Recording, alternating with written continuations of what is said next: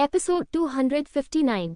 मो फेयू, क्या तुम सोचते हो कि मैं तुम्हारी चॉपिंग बोर्ड पर रखी मछली का एक टुकड़ा मात्र हूँ जिससे तुम कोई भी व्यंजन बना सकते हो? जरा रुको, मैं न केवल शेन शे और झोउ चुई को हराना चाहता हूँ, बल्कि शेन चोंग और आपको भी हराना चाहता हूँ। मैं तुम्हारे अहंकार को अपने पैरों तले पूरी तरह रौंद दूंगा। क्या तुम प्रतिभाशाली हो? तुम इसके बिल्कुल भी लायक नहीं हो। लिंग जियो ने बहुत सारे प्रतिभाशाली लोगों को देखा है, यहाँ तक कि उसके पूर्व दुश्मन तियानहाई टायरनी और फैंग फेई भी। उनमें से कोई भी मो फेयू से ज्यादा प्रतिभाशाली नहीं है। मो फेयू कौन है? वह लिंग जियो, उससे कैसे डर सकता है? वहां पैर मोड़कर बैठे रहने से उनके शरीर में गुफा जैसी ऊर्जा साधना की अगली बाधा से टकराती रही। मो फेयू द्वारा लाए गए दबाव को महसूस करते हुए लिंग जियो की लड़ने की भावना और मजबूत हो गई। पूरे 10 मिनट तक लगातार हमलों के बाद मैं अंततः एक ही झटके में सफल हो गया। यिन यांग क्षेत्र में एक मोड़ और आधा कदम मध्यवर्ती शक्ति। शुद्ध साधना की दृष्टि से यह शक्ति साधना के छठे स्तर के समतुल्य है, लेकिन ये 6 स्तर की शक्ति साधना के साथ साधारण योद्धाओं की तुलना में बहुत अधिक शक्तिशाली है। बेशक अपनी वर्तमान साधना के स्तर के बावजूद उसके पास मो फेयू के खिलाफ जीतने का कोई मौका नहीं था, लेकिन लिंग जियो देख सकता था कि मो फेयू और अन्य लोग जा चुके थे। वह इस विशाल बर्फ के मैदान पर अकेला बचा था। वैसे यहाँ मूल्यांकन सदस्यों की लाशें भी हैं जिन्हें मो फेयू ने पीछा करके बेरहमी से मार डाला था, साथ ही डाकुओं की लाशें भी हैं। वह धीरे से खड़ा हुआ और उन 2 भंडारण छल्लों को देखने लगा जो उसने अभी अभी प्राप्त किए थे। एक तो उस लड़के की है जिसका नाम भी वह नहीं जानता। उसमें उसकी बहन के बारे में सुराग मिलना चाहिए। उसने भंडारण की अंगूठी खोलकर देखा। कुछ आध्यात्मिक पत्थरों के अलावा उसमें एक चित्र भी था। पेंटिंग में जो व्यक्ति है वह सुंदर और खुशनुमा है, और आप एक नज़र में ही बता सकते हैं कि वह सुंदर है, लेकिन वह बहुत छोटी है, शायद केवल 11 या 12 साल की। इसके आगे लड़की का नाम लिखा है, फैंगरू। चिंता मत करो, मैं बक्सियन पर्वत पर तुम्हारे प्रवास के दौरान तुम्हारी बहन की अच्छी देखभाल करने में तुम्हारी मदद करूंगा, लेकिन भविष्य में तुम इसके बारे में कुछ नहीं कर सकते। आखिरकार मैं यहाँ हमेशा के लिए नहीं रह सकता। लिंग जियाओ ने भंडारण अंगूठी को दूर रख दिया। फिर वह शेन शी की स्टोरेज रिंग की जांच करने गया। बड़ी संख्या में आध्यात्मिक पत्थरों के अलावा अंदर कुल 500 राक्षस प्रजातियां भी हैं। लिंग जियो को लगा कि इन सब को 8 अमर पर्वत पर छोड़ना बहुत ही व्यर्थ होगा। उसने बाद में जाकर स्थिति की जांच करने की योजना बनाई। उसे केवल परीक्षण पास करने के लिए पर्याप्त दानव बीज का भुगतान करने की आवश्यकता थी, और बाकी का उपयोग उसकी खेती को बेहतर बनाने के लिए किया जा सकता था। ये देखकर कि अब लगभग समय हो गया है, वह टेलीपोर्टेशन व्यू की ओर चल पड़ा। इस समय 8 अमर काउंटी के झेंगडोंग दर्रे पर कई लोग पहले से ही आराम करने के लिए बैठे थे। लगभग सभी के चेहरे पर जीवन भर के लिए भय का भाव झलक रहा था। वह पागल मो फेयू रक्त गुफा गांव के डाकुओं से कहीं ज्यादा क्रूर था। 90 सदस्य मूल्यांकन के लिए गए, लेकिन केवल 30 ही बाहर आए, जिनमें से अधिकांश को उसने मार डाला। लिन माओ ने इन लोगों की स्थिति को देखकर भौहें सिकोड़ लीं और अपने बगल में बैठे शेन चोंग से पूछे बिना नहीं रह सके, क्या ये सच है कि इन लोगों पर रक्त गुफा गांव में डाकुओं ने घात लगाकर हमला किया था जैसा कि लिंग जियो ने कहा था? ये लिन माओ वह युवक है जो शेन चोंग के साथ मिलकर इस मूल्यांकन के लिए जिम्मेदार था। शेन चोंग ने अपना सिर हिलाया और कहा, हो सकता है, लेकिन ये भी मूल्यांकन का हिस्सा है। वह इन लोगों के जीवन और मृत्यु के प्रति पूरी तरह उदासीन लग रहा था।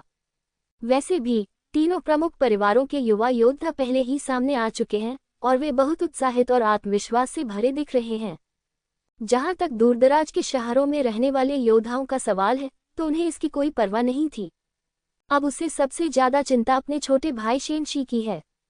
इस खूनी टेलीपोर्टेशन सरनी का समय लगभग समाप्त हो गया था, लेकिन शेन शी अभी भी बाहर नहीं आया। भाई शेन, आपको शेन शी का इंतजार करने की जरूरत नहीं है, वह पहले ही मर चुका है। झोउ चुई अचानक खड़ा हुआ और बोला, तुम क्या बकवास कर रहे हो? शेन चोंग ने गुस्से से पूछा। मैं बकवास नहीं कर रहा हूँ।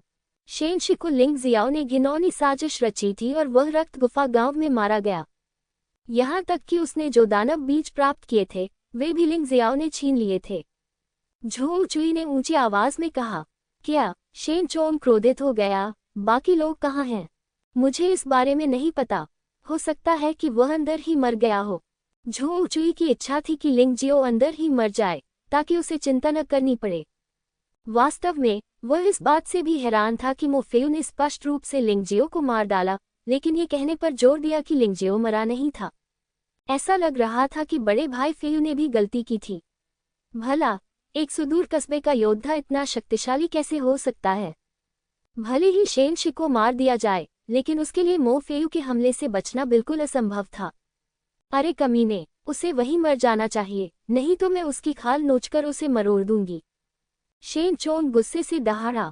दरअसल मूल्यांकन करने वाले सभी सदस्यों को पता है कि मामले की सच्चाई क्या है, लेकिन कुछ लोग इसे कहने की हिम्मत नहीं करते हैं और कुछ लोग इसे कहना नहीं चाहते हैं। वैसे भी मामला अप्रासंगिक है और इसे लटका दिया गया है। तीनों प्रमुख परिवारों के योद्धाओं ने गायब हो रहे टेलीपोर्टेशन सरनी को उदासीनता से देखा और मन ही मन उपहास करने से खुद को नहीं रोक सके। वह लिंगजियो काफी शक्तिशाली है, लेकिन यह अफसोस की बात है कि वह वास्तव में नहीं जानता कि कैसे व्यवहार करना है।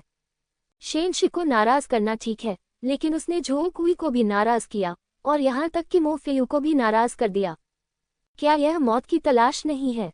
जब वे बाहर आए, मो फेयू अभी तक बाहर नहीं आया था, इसलिए उन्होंने माना कि अगर लिंगजियो अभी तक वापस नहीं आया है तो उसे मो फेयू ने मार दिया होगा।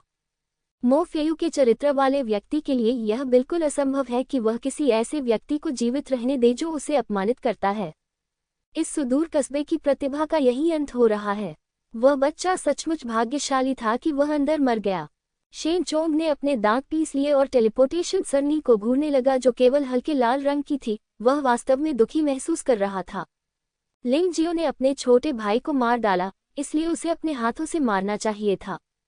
डाकुओं के हाथों मरना एक सौदा था, लेकिन इसी समय एक आकृति अचानक हल्के लाल टेलीपोर्टेशन सरनी से बाहर कूद पड़ी। इस समय सभी की निगाहें टेलीपोर्टेशन सरनी पर टिकी थीं। इस आकृति को देखकर सभी लोग आश्चर्यचकित हो गए, विशेष रूप से 3 प्रमुख परिवारों के लोग। वे विश्वास नहीं कर पा रहे थे कि मो फेयू की खोज में लिंगजियो जीवित बाहर आ सकता है। इससे भी अधिक अविश्वसनीय बात यह थी कि चूंकि वह जीवित था, इसलिए उसे भाग जाना चाहिए था, लेकिन उसने बाहर आने का साहस किया। तुम्हें पता है, ये केवल मो फेयू ही नहीं है जो अब लिंगजियो को मरना चाहता है, बल्कि शेन चोंग भी है। लिंगजियाओ के बाहर आने का मतलब है मौत। क्या यह आदमी मूर्ख है? झू कांप उठा। लिंगजियो की ठंडी आंखों ने उसे पूरी तरह से असहज कर दिया। लेकिन जब उसने शेन चोंग को देखा तो उसने राहत की सांस ली। शेन चोंग के यहाँ होने से उनका मानना था कि लिंगजियो कुछ भी करने की हिम्मत नहीं करेगा। आखिरकार ये झेंगडोंग दर्रा है, बक्सियन पर्वत का क्षेत्र है। अगर लिंगजियो ने यहाँ लोगों को मारने की हिम्मत की तो उसे निश्चित रूप से बर्दाश्त नहीं किया जाएगा। तुम बहुत भाग्यशाली हो, तुम अब तक छिपे रहे, लेकिन क्या तुम्हें लगता है कि बाहर आने के बाद तुम 8 अमर पर्वत में शामिल हो सकते हो? अब तुम्हें शेन चोंग के क्रोध का सामना करना पड़ेगा। झू कुई ने ठंडी सांस ली और उसकी मानसिकता धीरे धीरे शांत हो गई। जब लिंगजियो लाल टेलीपोर्टेशन सरनी से बाहर निकला तो उसने महसूस किया कि एक भयानक हत्या का इरादा उसकी ओर आ रहा है। बेशक वह जानता था कि यह हत्या का इरादा किसका था। उसने अपना सिर ठंडे अंदाज में घुमाया और शेन चोंग की ओर देखा, फिर उदासीनता से मुस्कुराया और कहा, एक कुत्ता था जो मरना चाहता था और मुझे काटना चाहता था, इसलिए मैंने उसकी देखभाल की। मुझे उम्मीद नहीं थी कि इस कुत्ते के पीछे वास्तव में एक बड़ा और अधिक क्रूर कुत्ता था। ये वास्तव में थोड़ा अप्रत्याशित था। पिल्ला मर गया। क्या तुम कुत्ते की पिटाई का बदला लेना चाहते हो? लिंगजियो ने शेन चोंग को तिरस्कार से देखा और कहा, तुम मौत की तलाश में हो। बेशक शेन चोंग जानता था कि लिंगजियाओ किसके बारे में बात कर रहा था। इस आदमी ने अपने छोटे भाई को मार डाला और अपने छोटे भाई को कुत्ता कहने की हिम्मत की। यह असहनीय था। जूनियर भाई शेन, कृपया धैर्य रखें और यहाँ कोई भी काम लापरवाही से न करें। जब शेन चोंग खुद पर नियंत्रण खोने ही वाला था तो उसे लिन माओ ने रोक लिया। शेन चोंग तुरंत शांत हो गया। यदि यह एक निर्जन स्थान होता तो वह लिंगजियो को भी मार देता, लेकिन ये स्थान 8 अमर पर्वत के क्षेत्र का था। प्रथम स्तर के परीक्षक के रूप में यदि वह बिना अनुमति के लिंगजियो को मार देता है तो वह बदला लेने में सक्षम हो सकता है, लेकिन वह भी समाप्त हो जाएगा। आखिरकार वह मो फेयू की तरह प्रतिभाशाली नहीं है और वह जो कुछ भी करता है उसे माफ नहीं किया जा सकता। बच्चे, जरा रुको, मेरे भाई का बदला ऐसे नहीं लिया जा सकता। शेन चोंग ने लिंगजियो को ठंडी निगाहों से देखा और कहा, अगर तुम मरना चाहते हो तो ये तुम्हारे ऊपर है। मैं तुम्हें चेतावनी देना चाहता हूँ, भले ही कुत्ते के दांत तीखे हों, लेकिन बेतरतीब ढंग से मत काटो, वरना बाघ को काटने पर तुम भी मर जाओगे। लिंग जियाओ अब शेन चोंग को गंभीरता से नहीं लेता। हालांकि शेन चोंग अभी भी एक मजबूत प्रतिद्वंद्वी है, लेकिन वह मो फेयू से काफी पीछे है। यदि वह शेन चोंग से डरता था, तो वह मो फेयू का सामना कैसे कर सकता था। अब परिणाम घोषित हो गए हैं। सबसे पहले लिंग जियाओ, आपने मूल्यांकन समय पारित कर दिया है, इसलिए आप इस पहले स्तर पर बाहर हो गए हैं। शेन चोंग ने लिंगजियो को व्यंग्यात्मक दृष्टि से देखा। वह एक परीक्षक था और लिंगजियो ने उसे अपमानित करने की हिम्मत की। उसे बस इस आदमी को सीधे खत्म करना था। जब तक लिंग जियाओ 8 अमर पर्वत में शामिल नहीं हो सकता, वह इस आदमी को खुलेआम मार सकता है और 8 अमर पर्वत उसे नहीं रोकेंगे। क्या आपकी आंखों या दिमाग में कोई समस्या है? टेलीपोर्टेशन सरणी अभी तक पूरी तरह से गायब नहीं हुई है, जिसका मतलब है कि समय अभी तक नहीं बीता है। आपने वास्तव में कहा कि मैंने मूल्यांकन समय पारित कर दिया है। क्या आपको लगता है कि 8 अमर पर्वत आपके अपने परिवार द्वारा चलाया जाता है? लिंगजियो ने शेन चोंग को ऐसे देखा जैसे वह कोई मूर्ख हो। इस शेन चोंग को मारने के लिए उसका दिमाग अब पर्याप्त नहीं है। 8 अमर पर्वत द्वारा निर्धारित नियमों को आप जैसे छोटे परीक्षक द्वारा इच्छानुसार नहीं बदला जा सकता। इसके अलावा यह 8 अमर पर्वत के लिए प्रतिभाओं का चयन करना है। इस तरह की बकवास शेन चोंग को पूरी तरह से क्रोधित कर देती है। लिंगजियो की बातें सुनकर शेन चोंग बहुत बदसूरत लग रहा था, लेकिन उसे मानना पड़ा कि लिंगजियो सही था। वह अकेले परीक्षक नहीं थे, वहां लिन माओ भी थे। इस लिन माओ से निपटना आमतौर पर आसान नहीं था। इस बार परीक्षक की व्यवस्था ने जानबूझकर उन दोनों को एक साथ रखा ताकि एक दूसरे को नियंत्रित किया जा सके। जैसी कि उम्मीद थी, लिन माओ की आवाज उदासीनता से सुनाई दी। जूनियर भाई शेन, मुझे पता है कि आप बदला लेने के लिए उत्सुक हैं, लेकिन उसने समय नहीं निकाला। शेन चोंग के मुंह के कोने कई बार जोर से हिले और अंततः उसने अपना मुंह बंद कर लिया और बात करना बंद कर दिया। ये देखकर कि शेन चोंग ने बोलना बंद कर दिया है, लिन माओ ने अगली बात की जिम्मेदारी संभाली। आपके पास जितने भी दानव बीज हैं, उन्हें जमा कर दीजिए। शीर्ष 20 बीज मूल्यांकन के दूसरे स्तर में प्रवेश कर सकते हैं और बाकी घर जा सकते हैं, लिन माओ ने उदासीनता से कहा और फिर पंजीकरण टेबल की ओर चले गए। झोंग चुई सबसे पहले आगे बढ़ा और मुस्कुराते हुए 300 राक्षस बीज सौंप दिए। लिन यांग भी आगे बढ़े और 100 राक्षस बीज सौंप दिए। इन 2 लोगों की संख्या सबसे अधिक है। अगले 8 लोग 3 प्रमुख परिवारों के युवा योद्धा हैं। अगले 10 लोग सभी योद्धा हैं जो स्वेच्छा से झोंग चुई के अनुचर बन गए थे, इसलिए हम उनका उल्लेख नहीं करेंगे। इन लोगों में से झो कुई वह था जिसने सबसे अधिक राक्षस बीज सौंपे, उसके बाद लिन यांग का स्थान था। मूलतः वहां 1 दर्जन या अधिकतम 1 दर्जन अन्य लोग हैं। बाकी लोग कहाँ हैं? क्या तुम्हें एक भी राक्षस बीज नहीं मिला? लिन माओ ने भौहें से कुनी। वर्तमान में केवल 20 लोग हैं जिन्होंने राक्षस बीज प्राप्त किया है, उनमें से 10 3 प्रमुख परिवारों के युवा योद्धा हैं। शेष 10 लोगों ने स्पष्ट रूप से झोंग चुई के पदचिन्हों का अनुसरण किया और उन्हें झोंग चुई द्वारा रिश्वत दी गई। अभी भी 20 से अधिक लोग बचे हैं और उनमें से 3 तो पुनर्जन्म योद्धा भी हैं, लेकिन उन्हें एक भी राक्षस बीज प्राप्त नहीं हुआ है। तुम तीनों क्या मेरे साथ घूमने को तैयार हो? लिंगजियो जानता था कि अगर वह 8 अमर पर्वत पर अच्छा करना चाहता था, तो एक व्यक्ति पर्याप्त नहीं था, उसे सहायकों की भी आवश्यकता थी। और ये 3 पुनर्जन्म योद्धा सर्वोत्तम सहायक हैं। जब तक वे मर नहीं जाते, वे भविष्य में संसार क्षेत्र के योद्धा होंगे और निश्चित रूप से उसके दिव्य साम्राज्य की रीढ़ बन सकते हैं। मैं तुम्हारे साथ क्यों उलझूं? मैं इस कायरता से पीड़ित होने के बजाय तियानफेंग समूह में जाना पसंद करूंगा। उनमें से एक उठकर मुड़ा और चला गया। 8 अमर पर्वत पर मूल्यांकन के दौरान उन्हें अन्याय का सामना करना पड़ा, लेकिन सौभाग्य से तियानफेंग समूह अभी भी वहां मौजूद था। लिंग जियाओ ने उसे नहीं रोका। आखिरकार हर किसी की अपनी महत्वाकांक्षाएं होती हैं।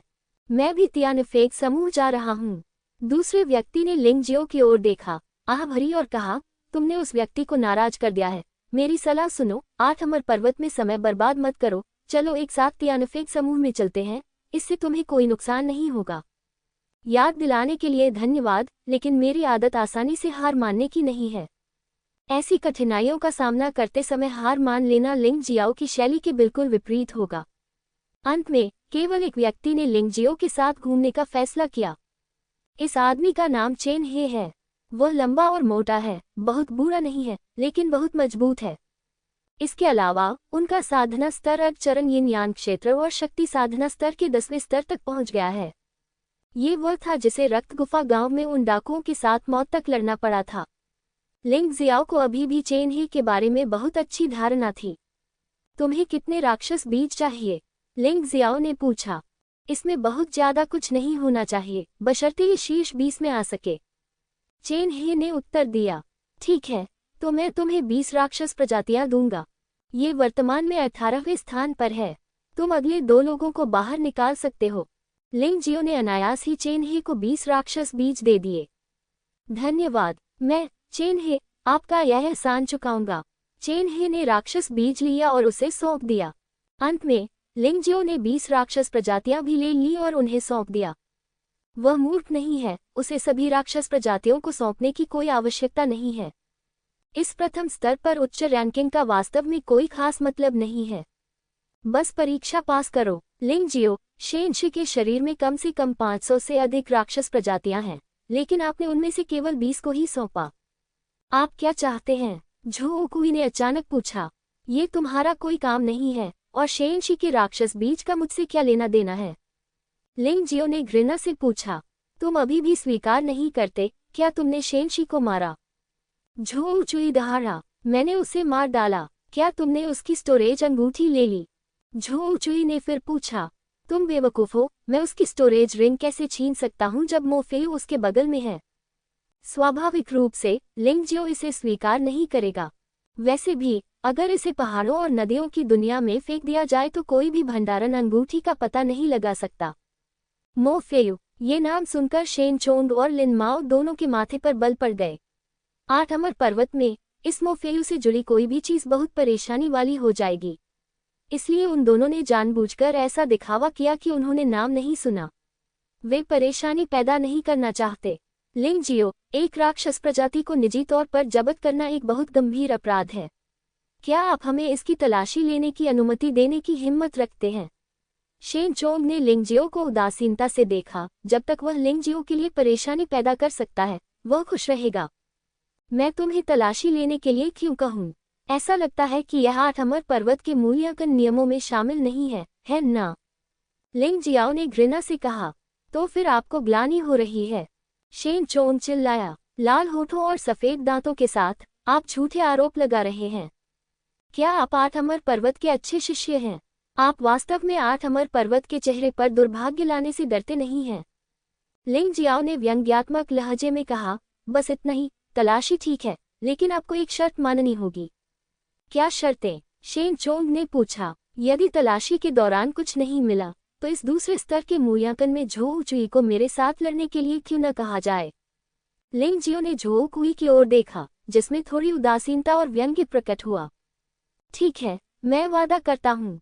शेन चोंग को इस बात की परवाह नहीं थी कि झो चुई कैसा महसूस करता है। वैसे भी उसने और लिन माओ ने दूसरे स्तर के मूल्यांकन के लिए लड़ाई की व्यवस्था की। लिंग जियाओ और झो चुई के लिए लड़ना बहुत आसान था। खोजना। लिंग जियो वहां लापरवाही से खड़ा रहा और शेन चोंग और लिन माओ को उसकी तलाशी लेने दिया। अंतिम परिणाम स्वाभाविक रूप से कुछ भी नहीं मिला। अगर यह पता चल जाए तो वहां भूत होंगे। शेन चोंग और लिन माओ जैसे साधना स्तर वाले लोग पहाड़ों और नदियों की दुनिया की चीजों का पता कैसे लगा सकते हैं? झो चुई, मेरे भाई की स्टोरेज रिंग कहाँ है जिसका तुमने उल्लेख किया था? उस स्थिति में तुम्हें अगले स्तर पर लिंग जियाओ से लड़ना चाहिए। शेन चोंग ने लिंग जियो के सामने अपना अपमान झेला और सीधे तौर पर झो कुई को दोषी ठहराया। लिन माओ ने कोई आपत्ति नहीं की, इसलिए मामला सुलझ गया। दूसरा स्तर वास्तव में बहुत सरल है। 20 लोग लड़ते हैं और 10 लोगों का चयन किया जाता है। ये 10 लोग 8 अमर पर्वत में शामिल होंगे। मूल रूप से 8 लोगों के लिए कोटा निर्धारित किया गया था, लेकिन ये केवल पिछले वर्षों में ही था। इस वर्ष 8 अमर पर्वत और तियानफेंग समूह दोनों ने अपने नामांकन का विस्तार किया है। यद्यपि कोटा विस्तार केवल 2 लोगों के लिए है, फिर भी यह कई लोगों के लिए बहुत फायदेमंद है। जल्द ही पहले 9 लोगों का फैसला हो गया। चेन ही को छोड़कर अन्य 8 लोग वास्तव में 3 प्रमुख परिवारों के योद्धा थे। ये वास्तव में सामान्य है। आपको पता होना चाहिए कि 9 छोटे शहर के योद्धा जिन्होंने झो चुई को अपने गुरु के रूप में पहचाना था, उन्हें रक्त गुफा गांव में मोफेयू ने लगभग खा लिया था। लेकिन बड़े परिवारों से आने वाले योद्धाओं में मूल रूप से कोई खपत नहीं होती। जब उनकी ताकत बराबर होती है तो वे स्वाभाविक रूप से अलग दिखते हैं। अंतिम स्थान का फैसला स्वाभाविक रूप से लिंगजियाओ और झोउ कुई के बीच होगा। मैं स्नानगृह जा रहा हूँ। झोउ चुई ने लिंगजियो को देखा और उस दृश्य को याद किया जहाँ लिंगजियो ने उस दिन शेनशी को मार डाला था, और उसके दिल में ठंडक महसूस हुई। वह शेनशी नहीं है और वह अभी मरना नहीं चाहता। कोई रास्ता खोजना होगा। हाँ, लेकिन आपके पास केवल 5 मिनट हैं। यदि आप वापस नहीं आए तो आप बिना लड़े ही हार जाएंगे। शेन चोंग ने अधीरता से झोउ कुई की ओर देखा और कहा। झोउ कुई जल्दी में चला गया। लिंग जियाओ वहीं बैठा रहा और इंतजार करता रहा। लगभग 5 मिनट बाद झोउ कुई देर से लौटा। शेन चोंग और लिन माओ ने एक दूसरे को अजीब भाव से देखा। ये लिंग जियाओ खत्म हो गया है, लिन माओ ने असहाय होकर कहा। लेकिन क्या झोउ चुई के लिए ऐसा करना वास्तव में ठीक है? इसमें कुछ भी गलत नहीं है। बस दिखावा करो कि तुमने इसे नहीं देखा। वैसे भी मंच पर जो व्यक्ति है वह झोउ कुई है। शेन चोंग ने व्यंग्य करते हुए कहा। लिन माओ, यदि आप मुझ पर यह उपकार करते हैं तो मैं भविष्य में आपका बहुत बहुत धन्यवाद करूंगा। हालांकि अतीत में हमारे बीच कुछ मतभेद थे, लेकिन ये बस एक छोटी सी बात थी। जब तक आप इसे नहीं कहते, मैं आपको वह चीज दे सकता हूं जो आप हमेशा से चाहते थे। आपके लिए कुछ? वास्तव में? लिन माओ ने पूछा। बेशक हम इसे गंभीरता से लेते हैं। वैसे भी यह मूल्यांकन सिर्फ एक लिंगजियाओ को खत्म करने के लिए है। बाकी सब कुछ असली है और वरिष्ठ हमें परेशान नहीं करेंगे। शेन चोंग ने सिर हिलाया। ठीक है, अगर ऐसा है तो मुझे तुम पर विश्वास है। तुम दोनों चलो शुरू करते हैं। लिन माओ खड़े हुए, लिंग जियो और झोउ कुई को देखा और कहा। झोउ चुई ने रिंग में कदम रखा, लिंग जियो को उदासीनता से देखा और कहा। लड़के, मैं तुम्हारा दुश्मन नहीं बनना चाहता, लेकिन तुम्हें कभी भी झोउ चुई की तलाश नहीं करनी चाहिए। ओह नहीं, मेरे साथ परेशानी की तलाश करो। तुम झोउ चुई नहीं हो, लिंग जियो ने ठंडे स्वर में कहा, और वह रहस्य उजागर कर दिया जिसे शेन चोंग और लिन माओ छिपाने की कोशिश कर रहे थे। हाँ, कौन विश्वास करेगा? मैं झोउ चुई हूँ। दूसरा पक्ष मुस्कुराया। ठीक है, चूंकि आप झोउ कुई के लिए मरने जा रहे हैं, मैं, लिंग जियो, आपकी मदद करूंगा और आपको मार दूंगा। मुझे देखना है कि उस आदमी की रक्षा करने की हिम्मत और कौन करता है। लिंग जियो को पहले ही पता चल गया था कि उसके सामने खड़ा तथाकथित झोउ कुई एक विशेष मानव त्वचा का मुखौटा पहने हुए था। यद्यपि उसकी शक्ल और सूरत बिल्कुल झोउ चुई जैसी ही है, लेकिन उसकी साधना का स्तर कहीं अधिक ऊंचा है।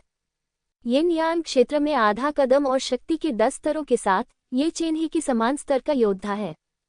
सौभाग्य से वह पहले ही रक्त गुफा गांव में घुस चुका था। अन्यथा आज इस आदमी से मिलना थोड़ा मुश्किल होता। तुम्हें पता होना चाहिए कि वह और मैं एक ही स्तर के योद्धा नहीं हैं। जितनी जल्दी हो सके हार स्वीकार कर लेना सबसे अच्छा है, अन्यथा तुम मर जाओगे। असभ्य होने के लिए मुझे दोष मत दो, झोउ चुई ठंडे स्वर में कहा। आपका स्वागत है, लिंग जियाओ ने शांति से कहा। जैसे ही उसने यह बात कही, लिंग जियो की आभा पूरी तरह से फूट पड़ी, जिसने तुरंत मैदान की शांति को भंग कर दिया।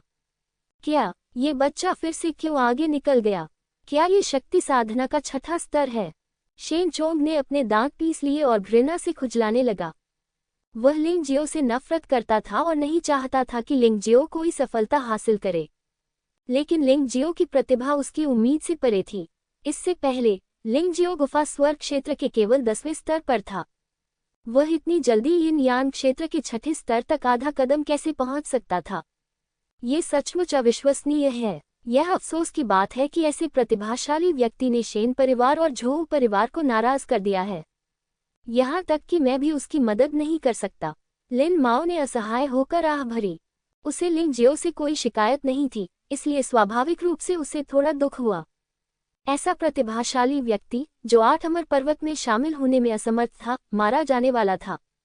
वैसे भी यह 8 अमर पर्वत के लिए एक नुकसान था, लेकिन इस समय वह युद्ध रोक नहीं सका। लिंग जियाओ के लिए एक ही समय में शेन परिवार और झोउ परिवार को नाराज करना मूर्खतापूर्ण होगा। अर्धचरण यिन यान क्षेत्र, छठे स्तर की शक्ति साधना। कोई आश्चर्य नहीं कि आप इतने अभिमानी हैं, कोई आश्चर्य नहीं कि वह आपसे इतना डरता है। थोड़ा दिलचस्प है। लेकिन क्या तुम सचमुच सोचते हो कि तुम ऐसी साधना से मुझे हरा सकते हो? झोउ चू भी आश्चर्यचकित हुआ, लेकिन जल्द ही शांत हो गया। उसकी साधना अभी भी लिंग जियाओ से बहुत अधिक मजबूत थी, इसलिए उसे विश्वास नहीं था कि वह हार जाएगा। मेरी उड़ती हुई फूल आत्मा को नष्ट करने वाली उंगली का सेट एक निम्न स्तरीय Z ग्रेड मार्शल आर्ट है और इसे महान पूर्णता के स्तर तक विकसित किया गया है। चलो पहले इसका उपयोग तुम्हारी गहराई को परखने के लिए करते हैं, लेकिन मेरा अनुमान है कि यदि तुमने इसकी ओर इशारा किया तो तुम मृत्यु के करीब पहुंच जाओगे। जैसे ही वह बोला, झोचू ने अपना दाहिना हाथ उठाया और अपनी तर्जनी को आगे बढ़ाया, और फिर उसके पीछे एक विशाल फूल का पुनकेसर प्रकट हुआ। ये काले गुलाब जैसा था। जब झोचुई ने अपनी ऊर्जा एकत्र की तो ऊर्जा अचानक फट गई और काला गुलाब वास्तव में फैल गया और सभी पंखुड़ियां उंगली के सामने इकट्ठी हो गईं, जैसे कि तेज ब्लेड का एक टुकड़ा लिंगजियो की ओर इशारा कर रहा हो। एक निम्न स्तरीय Z ग्रेड मार्शल आर्ट, ये शक्ति शेनशी की स्टॉर्म ईगल की तुलना में बहुत अधिक मजबूत लगती है। यह अच्छा है, लेकिन यह अफसोस की बात है कि यह मेरे लिए बहुत मायने नहीं रखता है। लिंग जियाओ ने हंसते हुए लोहे की तलवार उठाए और झोचुई पर निशाना साधा। तारों की रोशनी तुरंत चमक उठी। गिरते हुए सितारे तलवार कला, सितारों के साथ चमकती एक तलवार। उसी समय लिंगजियो की आकृति एक भूत की तरह बाहर निकली। लिंगजियो की गति बिजली की तरह तेज थी और उसका रूप भूत जैसा था, जिससे शेन चोंग और लिन माओ दोनों के माथे पर हल्का सा बल पड़ गया। कोई आश्चर्य नहीं कि लिंगजियो इतनी भयानक गति से शेनशी को मारने में सक्षम था। यह अजीब था कि शेनशी मर नहीं गया। गति तो अच्छी है, लेकिन आपकी तलवार की शक्ति बहुत कमजोर है। झोचुई ने अभी भी थोड़ा तिरस्कार दिखाया। एक उंगली से पंखुड़ियां आसमान की ओर उड़ गईं। आप सही हैं, लेकिन मेरी फॉलिंग स्टार तलवार तकनीक सिर्फ एक तलवार से अधिक है। दो तलवार सितारे गिर टकराना। तलवार की रोशनी फूल की पंखुड़ियों से टकराए, तलवार की छाया गायब हो गई और पंखुड़ियां गिर गईं। तीन तलवारें स्टार तोड़। लिंगजियो की तलवार अभी भी बहादुरी से आगे बढ़ती है। हालांकि झोचुई की उड़ती हुई फूल आत्मा को नष्ट करने वाली उंगली वास्तव में शक्तिशाली है। जोगचेन स्तर की मार्शल आर्ट, उसकी शक्तिशाली साधना के साथ मिलकर इस चाल को लिंग जियाओ की तीसरी तलवार को आसानी से रोकने की अनुमति देती है। हालांकि कुछ और पंखुड़ियां गिर गईं, लेकिन लिंगजियो अब आगे नहीं बढ़ सका। 4 तलवारें स्टारलाइट विभाजित, 5 तलवारें गैलेक्सी गिरती हैं, 6 तलवारें और सितारा परिवर्तन, 7 तलवारें और सितारा विनाश, 8 तलवारें आकाशगंगा विस्फोट। जब 8वीं तलवार बाहर निकली तो झोचुई की अभिव्यक्ति में भारी परिवर्तन आया, क्योंकि उसकी अनगिनत काली पंखुड़ियां मूलतल तलवार की रोशनी से पूरी तरह कुचल गई थीं। आखिरी तलवार, 9 तलवारें दुनिया को तोड़ देंगी। बूम! इस तलवार के हमले से झोचुई कई कदम पीछे हट गया और लगभग रिंग से गिर गया। लेकिन आखिरकार उसके पास एक मजबूत साधना स्तर था और अपने शक्तिशाली युआन बल के साथ उसने अंततः लिंगजियो की आखिरी तलवार को रोक दिया। हालांकि उसके दोनों हाथों से खून बह रहा था। ये दृश्य देखकर लिन माओ चौंककर खड़े हो गए। ये लिंगजियो वास्तव में एक प्रतिभाशाली व्यक्ति है। कोई आश्चर्य नहीं कि डीकन व्यक्तिगत रूप से उसे निमंत्रण पत्र जारी करना चाहता था। हालांकि ये 9 तलवारें शक्तिशाली हैं, वे केवल Z ग्रेड निम्न स्तरीय मार्शल आर्ट हैं। अंतिम विश्लेषण में उसका साधना स्तर उसके प्रतिद्वंद्वी जितना अच्छा नहीं है, और यदि उसकी मार्शल आर्ट कौशल उसके प्रतिद्वंद्वी जितना अच्छा नहीं है, तो भी वह मर जाएगा। उनकी स्थिति को देखते हुए एक दूरदराज के शहर का एक मार्शल कलाकार Z grade intermediate martial art कैसे प्राप्त कर सकता है? आह भरते हुए लिन माओ फिर बैठ गए। मैदान में झोकुई ने लिंगजियो को गुस्से और सदमे में देखा। लिंगजियो ने तलवार पर लगे खून को धीरे से झाड़ा और शांति से कहा, मैं तुम्हें अपनी असली पहचान स्वीकार करने का एक आखिरी मौका देता हूं और फिर बाहर निकल जाओ, अन्यथा सिर्फ खून खराबा ही नहीं होगा, लेकिन ये लोगों को मार देगा। मैदान से बाहर चेनहे ने लिंग जियाओ को उत्साह से देखा। मूल रूप से लिंग जियाओ के साथ घूमने के लिए उसका समझौता सिर्फ एक अस्थायी उपाय था। उसने सोचा कि वह अभी भी लिंगजियो से अधिक शक्तिशाली है, कम से कम उसकी साधना का स्तर लिंगजियो से कहीं अधिक मजबूत था। लेकिन ये दृश्य देखकर उसे अपने निर्णय पर संदेह होने लगा। ये लिंगजियो अपनी छठी शक्ति के साथ झोकुई के 10वें स्तर को पराजित करने में सक्षम था। इसके अलावा वह मार्शल कौशल फॉलिंग स्टार स्वॉर्ड तकनीक जानता था। ये सिर्फ एक निम्न स्तरीय स्वर्ण ग्रेड मार्शल कौशल था जिसे बस सड़कों पर फेंक दिया गया था। शायद उसने गलती से एक महान बॉस को पहचान लिया, लेकिन इसका परिणाम क्या होगा, ये देखना अभी बाकी है। झू चुई के लिए बस हार मान लेना असंभव है, अन्यथा वह अपना चेहरा नहीं छोड़ पाएगा। आह! झू चुई जोर से दहाड़ा और फिर लिंग जियो को घूरने लगा। उसकी अभिव्यक्ति अत्यंत क्रूर हो गई। मैं ये कहना चाहूंगा कि यह मानव त्वचा का मुखौटा वास्तव में बहुत ही उत्कृष्ट ढंग से बनाया गया है, यहाँ तक कि इसकी अभिव्यक्तियां भी सजीव हैं। लिंग जियो, तुम मर चुके हो। मूल रूप से मैं तुम्हें उसके लिए मारना चाहता था क्योंकि मैंने उसके लाभ स्वीकार कर लिए थे, लेकिन अब तुमने मुझे मूर्ख बना दिया है और मैं तुम्हें मरवाना चाहता हूँ। क्या तुम्हें लगता है कि तुम इस तरह जीत जाओगे? कितना भोलापन है। लिंग जियो ने झो कुई को उदासीनता से देखा, अपना सिर थोड़ा हिलाया और कहा, ऐसा लगता है कि आप वास्तव में मौत की तलाश में हैं। हालांकि मुझे तुमसे पहले कोई शिकायत नहीं थी, लेकिन चूंकि तुम मौत की तलाश में हो, इसलिए तुम अब मुझे दोष नहीं दे सकते। जूनियर भाई शेन, लिंग जियो बहुत शांत दिख रहा है। क्या वाकई झो चुई के पास उसे मारने का कोई तरीका है? लिन माओ ने शेन चोंग को देखा और हल्के से पूछा। शेन चोंग ने व्यंग्य करते हुए कहा, चिंता मत करो, मैं इस व्यक्ति को जानता हूँ। उल्टे फूल की आत्मा को नष्ट करने वाली उंगली सिर्फ एक चाल है जिसका उपयोग वह अपने विरोधियों को चिढ़ाने के लिए करता है। अगर वह सचमुच अपनी पूरी ताकत से आगे बढ़े तो मैं भी उसे कम आंकने की हिम्मत नहीं कर पाऊंगा। क्या आप नहीं जानते कि वह वास्तव में ज़ेड इंटरमीडिएट मार्शल आर्ट्स जानता है और पहले से ही उसमें महारत हासिल कर चुका है? मध्यवर्ती ज़ेड मार्शल आर्ट बहुत दुर्लभ हैं, यहाँ तक कि हमारे 8 अमर पर्वत में भी केवल यिन और यांग क्षेत्र के योद्धा ही उन्हें रखने के योग्य हैं। उनकी मार्शल आर्ट का नाम क्या है? लिन माओ ने पूछा। काली मौत पागल फूल, शेन चोंग ने शांति से कहा। क्या ये तो दुष्ट मार्शल कौशल निकला। ब्लैक डेथ क्रेजी फ्लावर का उपयोग केवल फूल प्रकार की मार्शल आर्ट के साथ ही किया जा सकता है, और एक बार उपयोग करने के बाद इसकी शक्ति उच्च स्तरीय ज़ेड मार्शल आर्ट के बराबर होती है। लिन माओ ने सदमे में कहा, ऐसा लगता है कि लिंग जियो वास्तव में मर चुका है। इसका एकमात्र कारण कि वह किसी को भी अपमानित नहीं कर सकता है।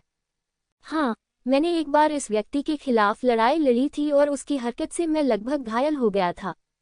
हालांकि मैं जीत गया, फिर भी मैं थोड़ा शर्मिंदा था। लिंग जियाओ के साधना स्तर को देखते हुए इसकी कोई संभावना नहीं है। शेन चोंग ने सिर हिलाया। ये तो बताने की आवश्यकता ही नहीं कि वे नीचे बात कर रहे थे। रिंग में बस इतना ही कहा गया था कि झो कुई ने लिंग जियो को गुस्से से देखा और कहा, आपको वास्तव में हार मान लेनी चाहिए। फे हुआ आत्मा विनाशक उंगली से पराजित होना आपके लिए एक आशीर्वाद है। जब मैं यह अगला कदम उठाऊंगा तो मुझे भी नहीं पता कि यह कितना भयानक होगा। भले ही तब तक मैं बहुत सारी ऊर्जा खर्च कर दूंगा, लेकिन तुम मौत से ज्यादा दूर नहीं होगे। लिंग जियो ने अभी भी झो कुई को उदासीनता से देखा। दूसरे पक्ष के स्वर को सुनकर अगला हमला उल्टे हुए फूल की आत्मा को नष्ट करने वाली उंगली से भी अधिक मजबूत था। ऐसा लगता है कि वह उल्का तलवार कला का भी उपयोग करने जा रहा है जिसे उसने अभी अभी विकसित किया है। इससे कोई फर्क नहीं पड़ता कि भारी तलवार गायब है या नहीं। लिंग जियाओ के पास युवानली और पृथ्वी तत्वों का उपयोग करके एक ऐसी तलवार बनाने का तरीका है जो किसी भी भारी तलवार से ज्यादा उपयोगी है। उसने अपने प्रतिद्वंद्वी को उदासीनता से देखा और उसके हाथ में लोहे की तलवार मिट्टी की पीली रोशनी से लिपटी हुई थी। हवा और पृथ्वी में मौजूद पृथ्वी तत्व लोहे की तलवार पर संघनित होकर जमा होते रहे। आपके पास अधिक शक्तिशाली चालें हैं और मेरे पास भी हैं, इसलिए मैं आपको अभी भी सलाह देता हूं कि आप मृत्यु की तलाश न करें। यदि आप वास्तव में मर जाते हैं तो इसका पछतावा करना बेकार होगा। लिंग जियो कभी भी अपना तुरुप का पत्ता पूरी तरह से प्रकट नहीं करता है, इसलिए किसी भी दुश्मन का सामना करते समय वह बैकहैंड का इस्तेमाल करेगा। सच कहें तो भले ही उल्का तलवार कला अप्रभावी हो, फिर भी उसके पास अनंत जीवन मुहर है। यदि यह काम नहीं करता है तो वह अभी भी एक अर्ध ड्रैगन आदमी में बदल सकता है, और यदि यह काम नहीं करता है तो वह सीधे नरक ड्रैगन में बदल सकता है। प्रतिद्वंद्वी को मारने का हमेशा कोई न कोई तरीका होता है। इस समय विपरीत दिशा में झो चू की सांस अचानक हताश काले रंग में बदल गई। उसके पैरों के नीचे एक काला फूल खिलने लगा। शून्य में मौत की सांस फैल गई। इससे लोगों को वास्तव में ऐसा महसूस हुआ जैसे कि अंडरवर्ल्ड की सांसें बाहर निकल रही हों। ओह, ये चाल वास्तव में पिछली चाल से कहीं अधिक शक्तिशाली है। लिंग जियो ने झो चू की सांस लगातार बढ़ती देखी, लेकिन उसका चेहरा शांत रहा। ये सुधार उनके निर्णय से परे नहीं था, ये वास्तव में उनके लिए काफी निराशाजनक था। यदि यह ऐसा ही होता तो उसे अनंत जीवन मोहर का उपयोग करने की आवश्यकता ही नहीं होती और वह केवल उल्का तलवार कला के साथ ही जीत सकता था। झू पर काली सांस फैलती रही और दर्शकों में बैठे अन्य मूल्यांकन सदस्यों के चेहरे थोड़े बदसूरत हो गए और वे सभी छिप गए।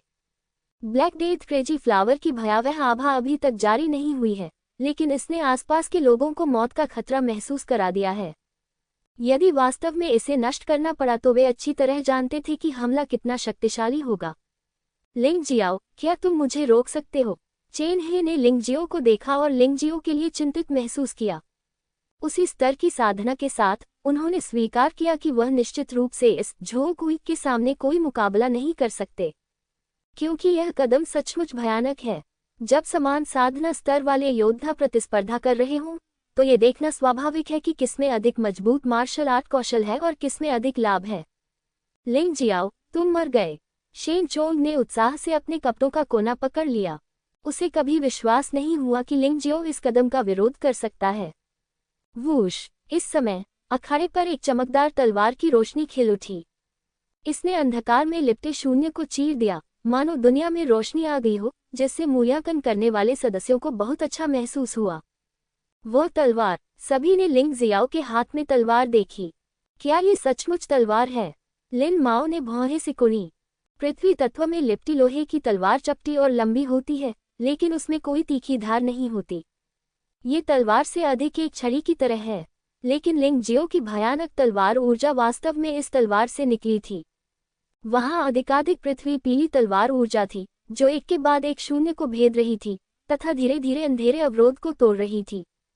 लिंग जियाओ का पूरा शरीर अनगिनत तलवार ऊर्जाओं से लिपटा हुआ लग रहा था। उनके आसपास के लोग इन तलवार ऊर्जाओं की तीव्रता को महसूस नहीं कर सके, लेकिन उन्हें एक और अजीब सी अनुभूति हुई। ये दबाव है। ऐसा लग रहा था जैसे उसका दम घुट रहा हो। ये कैसी तलवारबाजी है? यह आदमी सचमुच आश्चर्यजनक है। लिन माओ को खड़े होने के लिए अपनी यिन और यांग ऊर्जा को छोड़ना पड़ा। इस समय उन्हें लगा कि उनका पूरा शरीर बेहद भारी हो गया है। वह लिंग जियो से और अधिक हैरान हो गया। चूंकि वह ऐसा था, इसलिए मूल्यांकन सदस्य और भी शर्मिंदा हो गए। वे सभी जमीन पर उकड़ू बैठे थे, मानो किसी चीज से दबे हुए हों। लिंग जियाओ, आप कौन हैं? चेन हे ने अपने दिल में उत्साह से चिल्लाया। उसने सोचा कि इस बार लिंग जियो पूरी तरह से बर्बाद हो गया था और झो कुई के पागल हमले का सामना नहीं कर सका। लेकिन उसे पता चला कि वह गलत था। कोई फर्क नहीं पड़ता कि झो कुई कितना मजबूत है, लिंग जियो उससे अधिक मजबूत बनने में सक्षम प्रतीत होता है। इस आदमी के लिए आकाश ही सीमा है। अंगूठी अचानक टूट गई और कटने के बजाय भयानक दबाव से सीधे कुचल गई। हर कोई इस दृश्य को देखकर स्तब्ध रह गया और पूरी तरह भ्रमित हो गया कि आखिर हो क्या रहा है। झो कुई ने भौहें सिकुड़ी। उसे उम्मीद नहीं थी कि लिंग जियाओ के पास इतनी शक्तिशाली तलवारबाजी होगी, लेकिन वह किसी भी तरह हार स्वीकार नहीं कर सकता था। इस समय उनकी चालें पूरी तरह से संघनित हो गई हैं। भयानक ब्लैक डेथ फूल अंगूठी पर खिल गया। जारी की गई शक्ति लिंग जियाओ की तलवार ऊर्जा से कम शक्तिशाली नहीं थी, लेकिन उसकी साधना का स्तर अधिक मजबूत है, इसलिए वह सोचता है कि लिंग जियो हार जाएगा। मारना, काली मौत पागल फूल, इस अज्ञानी लड़के को अंतिम संस्कार दे दो। एक हिंसक दहाड़ के साथ झो कुई ने अंततः अपनी सारी शक्ति छोड़ दी और एक विशाल काला मौत का फूल खिल गया। हवा में भरी मौत की गंध और भी तेज हो गई। लिंग जियो अभी भी यह सब उदासीनता से देख रहा था और उसके हाथ में चट्टान की तलवार एक विशाल छड़ी की तरह सीधे झो कुई पर लगी। जैसे ही वह ऊपर कूदा, मैदान पूरी तरह से तहस नहस हो गया। फॉलिंग स्टार स्वॉर्ड तकनीक का पहला रूप पतन। आकाश में भयानक ध्वनि गूंजी, मानो आकाश से कोई उल्कापिंड गिरा हो। विशाल चट्टान की तलवार ने अत्यंत भयानक दबाव उत्पन्न किया और वह सीधे झो कुई को मारने वाली थी। खूबसूरत किंतु भयावह ब्लैक डेथ कुआंगुआ इस भयावह दबाव के कारण बिखर गया। अंगूठी पर बिखरे हुए ये झो कुई के अंतिम संस्कार जैसा प्रतीत होता है। विस्मयादिबोधक चिन्ह उद्धरण चिन्ह। झो कुई ने भयभीत होकर आकाश की ओर देखा। उसकी नजर में वह विशाल पत्थर की तलवार एक उल्का की तरह उसकी ओर आ रही थी और फिर उस पर जोर से वार किया। झो कुई के शरीर से मृत्यु का अभूतपूर्व भय निकल गया। वह भयभीत था और मदद के लिए पुकारना चाहता था, लेकिन उसने पाया कि वह आवाज भी नहीं निकाल सकता। मैं इस व्यक्ति से बहुत घृणा करता हूँ। मैं वास्तव में मृत्यु की तलाश में हूँ। अपनी मृत्यु से पहले अंतिम क्षण में झोंग चुई को अपनी गलती पर पछतावा हुआ। उसे इस कार्य को करने का पछतावा हुआ। उसने सोचा था कि लिंग जियाओ को हराना आसान होगा, लेकिन उसने कभी नहीं सोचा था कि वह इस तरह मर जाएगा। शरीर को इंच इंच फाड़ दिया गया था और फिर उस पर धुआं और धूल की परत चढ़ गई थी। वह जमीन में समा गया और शव भी नहीं मिल सका। उसने लोहे की तलवार रख दी। लिंग जियो वहां उदासीनता से खड़ा होकर उस अखाड़े को देख रहा था जो पहले से ही अस्त व्यस्त था। झोंग चुई, मेरी बात सुनो, चाहे तुम्हें कोई भी तुम्हारे लिए मरने को मिले, मैं उसे मार डालूंगा। मैं देखना चाहता हूं कि कौन तुम्हारे लिए अपना जीवन बलिदान करने की हिम्मत रखता है। और तुम, अगर तुम 8 अमर पर्वत में शामिल होना चाहते हो, तो बस अगले जन्म तक इंतजार करो। जब तक मैं, लिंग जियो, यहाँ हूँ, तुम इस इच्छा को साकार नहीं कर सकते। वह जानता था कि झोंग चुई यहाँ है और वह नकली झोंग चुई के साथ अपनी लड़ाई पर ध्यान दे रहा था। इस व्यक्ति का नाम पहले ही उनकी मृत्यु सूची में लिखा जा चुका है। झोंग चुई को मारना तो बस समय की बात थी, लेकिन वह ऐसा जरूर करेगा। वह इस आदमी को कभी भी जिंदा नहीं रहने देगा। लिंग जियो की बातें सुनने के बाद सभी लोग सदमे से जाग गए। हर कोई लिंग जियो को भय से देख रहा था, विश्वास नहीं कर पा रहा था कि यह सब सच था। विशेष रूप से 9 लोग जो 8 अमर पर्वत के शिष्य बन गए हैं, वे गुप्त रूप से खुश हैं कि उनका प्रतिद्वंद्वी लिंग जियो नहीं है। शेन चोंग ने अपने दांत पीस लिए, लेकिन वो कुछ नहीं कर सका। लिंग जियो इतना शक्तिशाली है कि उसने भी कभी इसकी उम्मीद नहीं की थी। ऐसा लगता है कि वह उससे निपटने का कोई तरीका सोचने से पहले केवल लिंग जियो के 8 अमर पर्वत में शामिल होने तक इंतजार कर सकता है, और उसे जल्दी करना होगा। अन्यथा इस आदमी की साधना गति के साथ वह जल्द ही उससे आगे निकल जाएगा। इस समय उसे सचमुच बहुत भय का अनुभव हो रहा था। नहीं, मैं, शेन चोंग, आधे चरण यिन यांग क्षेत्र साधना वाले योद्धा से कैसे डर सकता हूँ? ये बहुत मजेदार है। शेन चोंग ने अपना सिर जोर से हिलाया और खुद से कहा। लिन माओ भी हैरान रह गए। लिंग जियाओ की ताकत उसकी उम्मीदों से कहीं ज्यादा थी। अब उसे पछतावा हो रहा था कि उसने शेन चोंग के साथ सौदा करके लिंग जियाओ को नाराज कर दिया था। यह कोई समझदारी वाली बात नहीं थी। हाँ, मैंने तुम्हें पा लिया, मैंने तुम्हें पा लिया। अचानक दूर से एक पागल हंसी की आवाज आई। कुछ ही क्षण में वह आवाज पास आ गई। तभी सफेद वस्त्र पहने एक युवक सबके सामने आया। मो फेयू। इस व्यक्ति को देखकर हर किसी के दिल में डर पैदा हो गया। शेन चोंग और लिन माओ भी हैरान रह गए। यह मो फेयू अचानक यहाँ कैसे आ गया? उसे कौन मिला? इससे पहले कि वे समझ पाते कि क्या हो रहा है, मो फेयू ने पहले ही लिंग जियो को मार दिया था। बच्चे, क्या तुम्हें लगता है कि मैं तुम्हें मारने की हिम्मत नहीं करूंगा, सिर्फ इसलिए कि तुम 8 अमर पर्वत में शामिल हो गए? तुम्हें मारना एक कुत्ते को मारने जैसा है। कोई भी मुझे कुछ नहीं करेगा। जानना चाहते हैं क्यों? क्योंकि मैं एक प्रतिभाशाली व्यक्ति हूँ। मो फेयू ने उपहास किया। उसने लिंग जियो को मारने के लिए उसका पीछा किया। इसका कारण यह नहीं था कि लिंग जियो ने शेन चोंग को मार दिया था, नहीं इसलिए कि लिंग जियो ने झोंग चू को घायल कर दिया था। ये सिर्फ इसलिए था क्योंकि उसने लिंग जियो को एक ही झटके में नहीं मारा था, जो उसके लिए शर्म की बात थी। मो फेयू ने लिंग जियो को एक ही वार में नहीं मारा, जिसे वह अपमानजनक मानता था। वह अपने जीवन को कलंकित नहीं करना चाहता था। मो फेयू की लिंग जियो के प्रति हत्या की मंशा को देखकर शेन चोंग अचानक गुस्से से उत्तेजित हो गया। बक्सियन माउंटेन में हर कोई जानता था कि मो फेयू का स्वभाव कैसा था। यहाँ तक कि संप्रदाय का मुखिया भी उसे वह करने से नहीं रोक सका जो वह करने जा रहा था। कोई भी मो फेयू को ऐसे व्यक्ति की हत्या के लिए दोषी नहीं ठहराएगा जिसने अभी अभी मूल्यांकन पास किया था, जो निम्न बैक्सियन शिष्य भी नहीं था। यह अंतराल था। मो फेयू ने वह करने का साहस किया जो करने की हिम्मत उसने नहीं की थी। लिन माओ ने भौहें सिकुड़ते हुए कहा, भाई मो, यह उचित नहीं हो सकता। ये बच्चा काफी प्रतिभाशाली है और भविष्य में मेरे बक्सियन पर्वत का मुख्य आधार बन सकता है। उसे अभी मारना अफसोस की बात है। चुप रहो पापा, मो फेयू ने ठंडे स्वर में चिल्लाया और लिन माओ को लापरवाही से थप्पड़ मारा, जिससे लिन माओ जमीन पर गिर गए। उनके 2 दांत गिर गए और खून बहने लगा। तुम अपने आप को क्या समझते हो? तुमने मुझ पर उंगली उठाने की हिम्मत की। अगर तुमने फिर से पादना शुरू किया तो मैं तुम्हें भी मार डालूंगा। मो फेयू ने लिन माओ को देखा और क्रूरता से कहा, हालांकि आपको मारने से कुछ परेशानी हो सकती है, लेकिन मैं कुछ दिनों के लिए दीवार की ओर मुंह करके खड़ा रहूंगा। यहाँ तक कि आपके लिन परिवार की भी हिम्मत नहीं है कि वे मेरे साथ कुछ करें। लिन माओ ने अपना मुंह ढक लिया और कुछ नहीं कहा, क्योंकि वह जानता था कि मो फेयू ने जो कहा वह सही था। यहाँ तक कि लिन परिवार भी उसके लिए मो फेयू को अपमानित करने की हिम्मत नहीं करेगा। यह मो फेयू बक्सियन माउंटेन में एक असली प्रतिभाशाली व्यक्ति है। भले ही उसने उसे नाराज किया हो, वह केवल इसे सहन कर सकता है। यह आदमी बहुत दबंग है। लिंग जियाओ ने मो फेयू को देखा और कसकर भौहें सिकोड़ ली। उसने लिन माओ को मारने की हिम्मत भी की। यह मो फेयू स्पष्ट रूप से बैक्सियन पर्वत में बहुत पसंदीदा था। अगर मैं आज भाग न जाऊं तो मुझे डर है कि बहुत बड़ी मुसीबत हो जाएगी। अरे, मैं सचमुच अनिच्छुक हूं।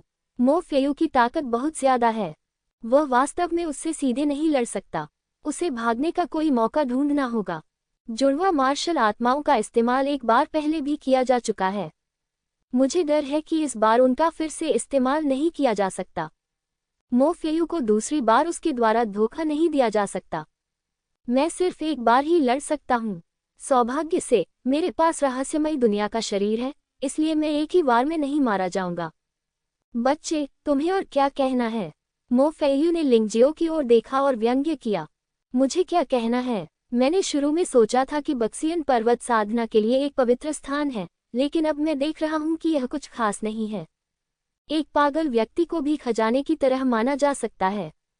ऐसे संप्रदाय में शामिल न होना ही बेहतर है। लिंग जियाओ ने ठंडे स्वर में कहा। अच्छा लड़का, क्या तुम बक्सियन पर्वत की निंदा कर सकते हो? मो फेयू ने उपहास किया। निंदा? तथ्य यहाँ है, क्या मुझे निंदा करने की जरूरत है? लिंग जियो ने मो फेयू को देखा और कहा, यदि आप लड़ना चाहते हैं तो लड़ें। अगर मैं, लिंग जियो, वहाँ सिकोड़ता हूँ तो मैं हीरो नहीं हूँ। ठीक है, तुम्हें मरना पसंद है, मैं तुम्हारी इच्छा पूरी करूंगा। मो फेयू ने सीधे अपने हाथ में हंसपंख के पंखे को हल्के से लहराया और भयानक ऊर्जा सीधे लिंगजियो की ओर बढ़ गई। लिंगजियो ने अपने शरीर में सम्राट और पृथ्वी की शक्ति को प्रसारित किया, जिससे उसके शरीर की सतह पर रक्षा की एक मोटी परत बन गई। इस समय उसे अपनी पहचान उजागर करने की कोई परवाह नहीं थी। अगर कोई व्यक्ति मर जाता है तो उसकी पहचान बनाए रखना बेकार है। वह अपनी सारी योग्यताएं इस्तेमाल करेगा। उसे विश्वास नहीं होता कि वह मो फेयू के अधीन जीवित नहीं रह सकता। भयानक प्रभाव सीधे लिंगजियो पर पड़ा, जिससे लिंगजियो सैकड़ों मीटर दूर जा गिरा। हवा में ही लिंगजियो को खून की उल्टी होने लगी और उसे लगा कि उसकी पसलियां टूटने वाली हैं। हालांकि जुवानजी का शरीर मजबूत है, फिर भी उसकी खेती अभी भी बहुत कम है और उसकी रक्षा सीमित है। सौभाग्यवश इस हमले में उनकी मृत्यु नहीं हुई। मो फेयू ने स्पष्ट रूप से उसे नीचा दिखाया और अपनी पूरी ताकत से उस पर हमला नहीं कर सका। उसने अपनी ताकत का केवल 10% या 20% ही इस्तेमाल किया। ये भी एक कारण है कि उनकी मृत्यु नहीं हुई। जिस क्षण वह जमीन पर गिरा, लिंगजियो के शरीर में एक छाया जमीन में घुस गई और फिर गायब हो गई। वह खुले में जुड़वा मार्शल स्पिरिट्स का उपयोग नहीं कर सकता था, लेकिन इस समय वह इतनी दूर गिरा हुआ था और उसने उतरते ही इसका इस्तेमाल किया। मेरा मानना है कि मो फेयू भी इसे नहीं देख सका। बिना किसी चिंता के लिंगजियो ने खड़े होने के लिए संघर्ष किया और मो फेयू को ठंडे भाव से देखा, जिसने कुछ ही दूरी पर फिर से हमला किया। हा, प्रतिभाशाली। क्या ये बक्सियन पर्वत का शीर्ष प्रतिभाशाली व्यक्ति है? मेरी राय में तुम सिर्फ बेकार हो। तुम मुझे, ये न्यान क्षेत्र के आधे चरण वाले योद्धा को एक झटके में भी नहीं मार सकते। मुझे नहीं पता कि बक्सियन पर्वत तुम पर इतना एहसान क्यों करता है। क्या बक्सियन पर्वत के शीर्ष नेता अंधे हैं? मरना। मो फेयू और भी क्रोधित हो गया और उसने लिंगजियो को जोर से मुक्का मारा, जो सीधे लिंगजियो के शरीर पर लगा। इस बार उन्होंने अपनी 40% शक्ति का प्रयोग किया। ये पहली बार था कि उसने अपनी शक्ति का 40% हिस्सा आधे चरण वाले यिन यांग क्षेत्र वाले योद्धा से निपटने के लिए इस्तेमाल किया। हालांकि लिंगजियो का फटा हुआ शरीर फिर से ठीक हो गया। उसने मो फेयू को देखा और व्यंग्यात्मक लहजे में कहा, आओ देखो क्या तुम आज मुझे मार सकते हो। मारना। Bang bang bang bang. मो फेयू ने लिंगजियो के शरीर पर बेतहाशा प्रहार किया, जिससे खून और मांस हर जगह उड़ने लगा। हालांकि लिंगजियो के चेहरे पर हमेशा एक ठंडी और तिरस्कार भरी मुस्कान रहती थी। भाई मो, यह नकली है। दर्शक शामिल लोगों की तुलना में अधिक स्पष्ट रूप से देख सकते हैं। ये सच है। मो फेयू इतना क्रोधित था कि उसे यह एहसास ही नहीं हुआ कि जिस तथाकथित लिंगजियो पर वह बमबारी कर रहा था, वह सिर्फ मिट्टी से बना एक विकल्प था। असली लिंग जियो पहले ही पता नहीं कहाँ भाग गया था। इसके बजाय शेन चोंग, जो देख रहा था, ने कुछ गड़बड़ देखी और समय रहते मो फेयू को पदोन्नत कर दिया। अरे यार, उसने उसे फिर से भागने दिया। मो फेयू को लगा कि शायद आज उसके लिए ये सबसे शर्मनाक पल था। उसने लगातार 2 बार लिंग जियो को मारने की कोशिश की, लेकिन वह हर बार बच निकला। वह बहुत परेशान था। तुम्हें किसने बताया कि मैं भाग गया? मुझे, लिंग जियाओ, क्यों भागना चाहिए? कुछ ही दूरी पर एक आकृति फिर से प्रकट हुई। मो फेयू को ठंडे और उपहासपूर्ण भाव से देख रही थी। मैं देखना चाहती हूँ कि क्या कोई है जो इस 8 अमर पर्वत में न्याय को कायम रख सकता है। मो फेयू, तुमने मुझे नाराज किया है या नहीं, यह मेरा मामला नहीं है। गधे। मो फेयू ने हंस पंख वाला पंखा घुमाया और आकृति पर मारा। एक और मिट्टी की मूर्ति। मो फेयू पागल हो रहा था। वह कई विरोधियों से मिला था, लेकिन वह लिंग जियो जितना चालाक पहला व्यक्ति था।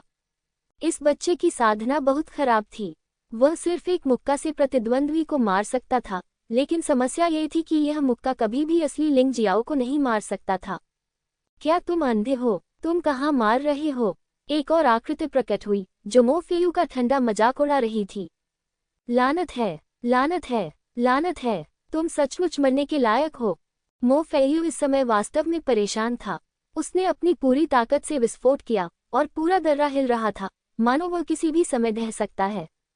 बस करो मो फेयू, तुमने बहुत परेशानी खड़ी कर ली है ना? इसी समय आकाश से एक आकृति उतरी, जो चौंके हुए जंगली हंस के समान सुंदर थी। उसने अपने चेहरे पर एक सफेद घूंघट पहना था। मो फेयू को देखा, जो उदासीनता से पागल हो रहा था, और हल्के से कहा, लिन रुक्सियन। मो फेयू ने उस व्यक्ति को देखा जो आया था, और उसकी भौहें सिकुड़ गईं। वह इस 8 अमर पर्वत में एकमात्र प्रतिभाशाली व्यक्ति नहीं था, लिन रुक्सियन भी उनमें से एक था। और लिन रुक्सियन की साधना उससे बिल्कुल भी खराब नहीं थी। क्या तुम फिर से दूसरे लोगों के काम में दखल देने जा रहे हो? मो फेयू ने ठंडे स्वर में पूछा। ये पहली बार नहीं था कि लिन रुक्सियन ने उसे पागल होने से रोका था, इसलिए वह अभी भी लिन रुक्सियन से थोड़ा नाखुश था। लेकिन वह थोड़ा डरा हुआ भी था। तुम गलत हो। 8 अमर पर्वतों में शिष्यों की भर्ती करना एक बड़ी बात है, और मुझे संप्रदाय द्वारा शिष्यों की भर्ती करने का मिशन दिया गया है। मैं इतना आलसी हूं कि तुम्हारे द्वारा पहली परीक्षा को बर्बाद करने की चिंता नहीं कर सकता। लेकिन इस बार तुम पागल नहीं हो सकते, अन्यथा मैं तुम्हें कभी माफ नहीं करूंगा। लिन रुक्सियन ने बिना किसी डर के मो फेयू को देखा। ऐसा लगता है कि ये दोनों लोग 8 अमर पर्वत में संभवतः समान रूप से मेल खाते हैं। हा हा हा हा हा हा हा। मो फेयू अचानक हंसा। लिन रुक्सियन, मैं इस बार तुम्हें मुंहतोड़ जवाब दूंगा, लेकिन क्या तुम उसे कुछ समय के लिए या जीवन भर के लिए बचा सकती हो? ऐसा कहकर वह उड़ गया और क्षण भर में विशाल शून्य में गायब हो गया। ऐसा लग रहा था कि हालांकि लिन रुक्सियन के हस्तक्षेप के कारण लिंग जियो को आज अस्थायी रूप से मुक्त कर दिया गया था, लेकिन मो फेयू उसे जाने नहीं देगा। लेकिन क्या लिंग जियाओ डर जाएगा? उसका असली रूप जल्द ही प्रकट हुआ, और उसने लिन रुक्सियन को अपने हाथ झुकाए और कहा, ये दूसरी बार है कि मिस्टर डीकन ने मुझे बचाया है। मैं आपको पर्याप्त धन्यवाद नहीं दे सकता। अगर भविष्य में आपको मेरी मदद की जरूरत पड़ी, तो जब तक मैं कर सकता हूँ, मैं अपनी पूरी कोशिश करूंगा। मैं तुम्हारी मदद केवल इसलिए करता हूँ क्योंकि मैं तुम्हारी क्षमता देखता हूँ। अगर तुम सचमुच मेरा एहसान चुकाना चाहते हो, तो अपनी क्षमता दिखाओ। लिन रुक्सियन ने लिंग जियो को उदासीनता से देखा। उसकी आंखें बहुत ठंडी थीं और उनमें अंतरंगता का कोई भाव नहीं था। शायद यह इंसान सबके साथ ऐसा ही व्यवहार करता है। वह सिर्फ टैलेंट देखता है और भावनाओं के बारे में बात नहीं करता। शेन चोंग, क्या तुम्हें अपना अपराध पता है? अचानक लिन रुक्सियन ने शेन चोंग को गंभीरता से देखा और ठंडे स्वर में पूछा। मुझे नहीं पता। शेन चोंग जल्दी से एक घुटने पर बैठ गया, लेकिन अपना सिर हिलाकर कहा, नहीं पता। बहुत अच्छा, जब तुम भूत जेल में जाओगी तो तुम्हें पता चल जाएगा। लिन रुक्सियन ने ठंडे स्वर में कहा। भूत जेल शब्द सुनकर शेन चोंग की अभिव्यक्ति अचानक बदल गई। वह जल्दी से एक घुटने से दोनों घुटनों पर झुक गया और बोला, मुझे अपनी गलती पता है। मुझे अपनी गलती पता है। मुझे अपने व्यक्तिगत द्वेष को 8 अमर पर्वत में शामिल नहीं करना चाहिए। मूल्यांकन के दौरान, शेन चोंग, मैं तुम्हें बता दूं, मेरे अधीन काम करते समय तुम्हें ईमानदार रहना चाहिए। लिन रुक्सियन, इस बार मैं तुम्हें छोड़ दूंगा। तुम्हें भूत जेल में जाने की जरूरत नहीं है, लेकिन पहले तुम कुछ दिनों के लिए चिक्सियन पर्वत से जुड़ी खदानों में काम करने जाओगे। ठीक है, बस 7 दिनों में वापस आ जाओ। क्या आप आश्वस्त हैं? लिन रुक्सियन ने ठंडे स्वर में पूछा। अधीनस्थ आदेश लेते हैं। शेन चोंग के माथे पर ठंडा पसीना आ गया।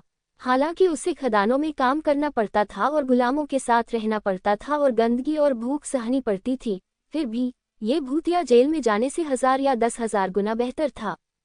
भूत जेल 8 अमर पर्वत में सबसे भयानक जगह है। केवल वे ही कैद किए जाएंगे और कष्ट भोगेंगे जो बड़ी गलतियां करेंगे। आगे बढ़ो। 7 दिनों के बाद मैं व्यक्तिगत रूप से तुम्हारी कार्यस्थिति की जांच करूंगा। यदि तुम अच्छा प्रदर्शन करते हो तो मैं तुम्हें तुम्हारे मूल पद पर बहाल कर सकता हूँ। अन्यथा तुम्हें बक्सियन पर्वत पर नहीं रहना चाहिए। लिन रुक्सियन ने अपना हाथ हिलाया और अधीरता से कहा। जाने से पहले शेन चोंग ने लिंगजियो को गुस्से से देखा और उसकी आंखों में उन्मादपूर्ण गुस्सा साफ देखा जा सकता था। जाहिर है उसने महसूस किया कि उसके इस तरह होने का कारण लिंगजियो का धन्यवाद था। उन्हें ऐसा बिल्कुल भी नहीं लगा कि व्यक्तिगत लाभ के लिए गलत काम करने में कुछ भी गलत है। शेन चोंग के चले जाने के बाद लिन रुक्सियन ने फिर से लिन माओदो को देखा। आप इस महीने मासिक आध्यात्मिक पत्थर प्राप्त नहीं करना चाहते हैं? शेन चोंग के साथ सौदा करने की आपकी हिम्मत कैसे हुई? लिन माओ जानता है कि वह गलत था। ठीक है, चलो उन्हें वहां ले चले जहां उन्हें जाना है। लिन रुक्सियन ने अपना हाथ हल्के से हिलाया, फिर हवा में चली गई। लिंगजियो, मैं आज रात तुम्हारे घर पर रुकूंगा और तुम्हें ढूंढूंगा। लिंगजियो लिन माओ के साथ जाने वाला था जब अचानक उसके दिमाग से एक आवाज आई। ये लिन रुक्सियन का है। वह मुझे ढूंढना चाहती है। क्यों? लिंगजियाओ को नहीं लगता था कि वह बहुत आकर्षक था और वह एक ही झटके में किसी महिला उपयाचक के मन में उसके बारे में विचार उत्पन्न कर सकता था। अब इसके बारे में सोचिए, केवल 2 ही संभावनाएं हैं। एक तो ये कि महिला को उसकी पिछली पहचान का पता चल गया है, जो सबसे खतरनाक है। दूसरा कारण बेशक सरल है, अर्थात उसने जो साहस और प्रतिभा दिखाई, उसने इस महिला का ध्यान आकर्षित किया और वह उसे अच्छी तरह से विकसित करना चाहती थी। बाद की संभावना अपेक्षाकृत अधिक है। एक संप्रदाय में गुट बनाना सामान्य बात है। प्रत्येक मध्यम स्तर और उच्च स्तर का व्यक्ति नए शिष्यों को अपने साथ जोड़ने की आशा करता है, विशेष रूप से उन शिष्यों को जो प्रतिभाशाली और योग्य हों। यदि यह संभावना होती तो लिंगजियाओ मना नहीं करता। उसने मो फेयू को नाराज कर दिया, जो एक पागल था, और वह थोड़े समय में उसका प्रतिद्वंद्वी बनने की संभावना नहीं थी। तब केवल एक ही रास्ता है, लिन रुक्सियन के साथ गठबंधन बनाना। इस तरह हम अवसर की तलाश में लगे उस पागल मो फेयू द्वारा मारे जाने से बच सकते हैं। जैसे ही वह इसके बारे में सोच रहा था, लिन माओ बोल पड़े, ठीक है, अनावश्यक चीजों के बारे में मत सोचो। आप में से 10 लोग 8 अमर पर्वत के आधिकारिक शिष्य बन जाएंगे। हाँ, सटीक रूप से कहें तो केवल सहायक शिष्य। सहायक शिष्य कबीले में शामिल नहीं होंगे। आपके द्वारा कुछ समय तक अभ्यास करने के बाद ही 8 अमरों के 8 पर्वत गुरु शिष्यों का चयन करने आएंगे। उस समय आप दोनों रास्ते चुन सकते हैं। तो इस समयावधि के दौरान आप अच्छे से अभ्यास कर सकते हैं और 8 अमर देवताओं के 8 पर्वतों के बारे में जान सकते हैं। लाल, नारंगी, पीला, हरा, सियान, नीला, बैंगनी, काला। ठीक है, बिना किसी देरी के मैं अब आपको 8 अमर पर्वतों पर ले चलूंगा। इतना कहने के बाद लिन माओ ने स्टोरेज रिंग से एक फॉर्मेशन स्टोन निकाला और उसे लापरवाही से इस्तेमाल किया।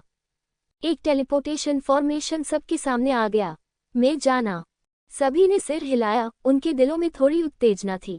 जीवन और मृत्यु की परीक्षा से गुजरने के बाद वे आखिरकार 8 अमर पर्वत के शिष्य बन सकते थे। हालांकि वे सिर्फ कामचलाऊ शिष्य थे, लेकिन वे 8 अमर पर्वत के शिष्यों में सबसे निचले दर्जे के थे। लेकिन ये पहले से ही बहुत अच्छा है। लिंगजियाओ, एक क्षण रुको। लिन माओ ने लिंगजियो को रोका और बाकी सभी को टेलीपोर्टेशन सरनी में कदम रखते हुए देखा, फिर कहा, मैं नहीं चाहता कि पिछली घटना हमारे बीच संचार बाधा बन जाए। आप एक चतुर व्यक्ति हैं और आप एक और दुश्मन नहीं चाहते हैं, है ना? भाई लिन, आप मजाक कर रहे हैं। भले ही वह शेन चोंग और शेन शी हों, मैंने कभी भी उनसे दुश्मनी करने के बारे में नहीं सोचा। ये सिर्फ इतना है कि शेन शी मुझे मारना चाहते थे, इसलिए मैं केवल विरोध कर सका। तुमने मेरे साथ कुछ नहीं किया और मेरे लिए मो फेयू से एक थप्पड़ भी खाया। मैं अभी भी अच्छे और बुरे में फर्क कर सकता हूँ। लिंगजियाओ निश्चित रूप से जानता था कि एक और दुश्मन की तुलना में एक और दोस्त होना बेहतर है। उसने कभी भी सभी को अपमानित करने के बारे में नहीं सोचा। वास्तव में, यदि वह किसी को अपमानित करने से बच सकता था, तो वह वास्तव में ऐसा नहीं करना चाहता था।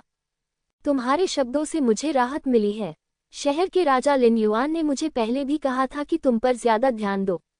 उस समय मैंने ऐसा नहीं सोचा था, लेकिन आज जो हुआ उसके बाद मैंने ऐसा सोचा। मैंने पाया कि तुम में सचमुच एक प्रतिभा है जिसे निखारा जा सकता है।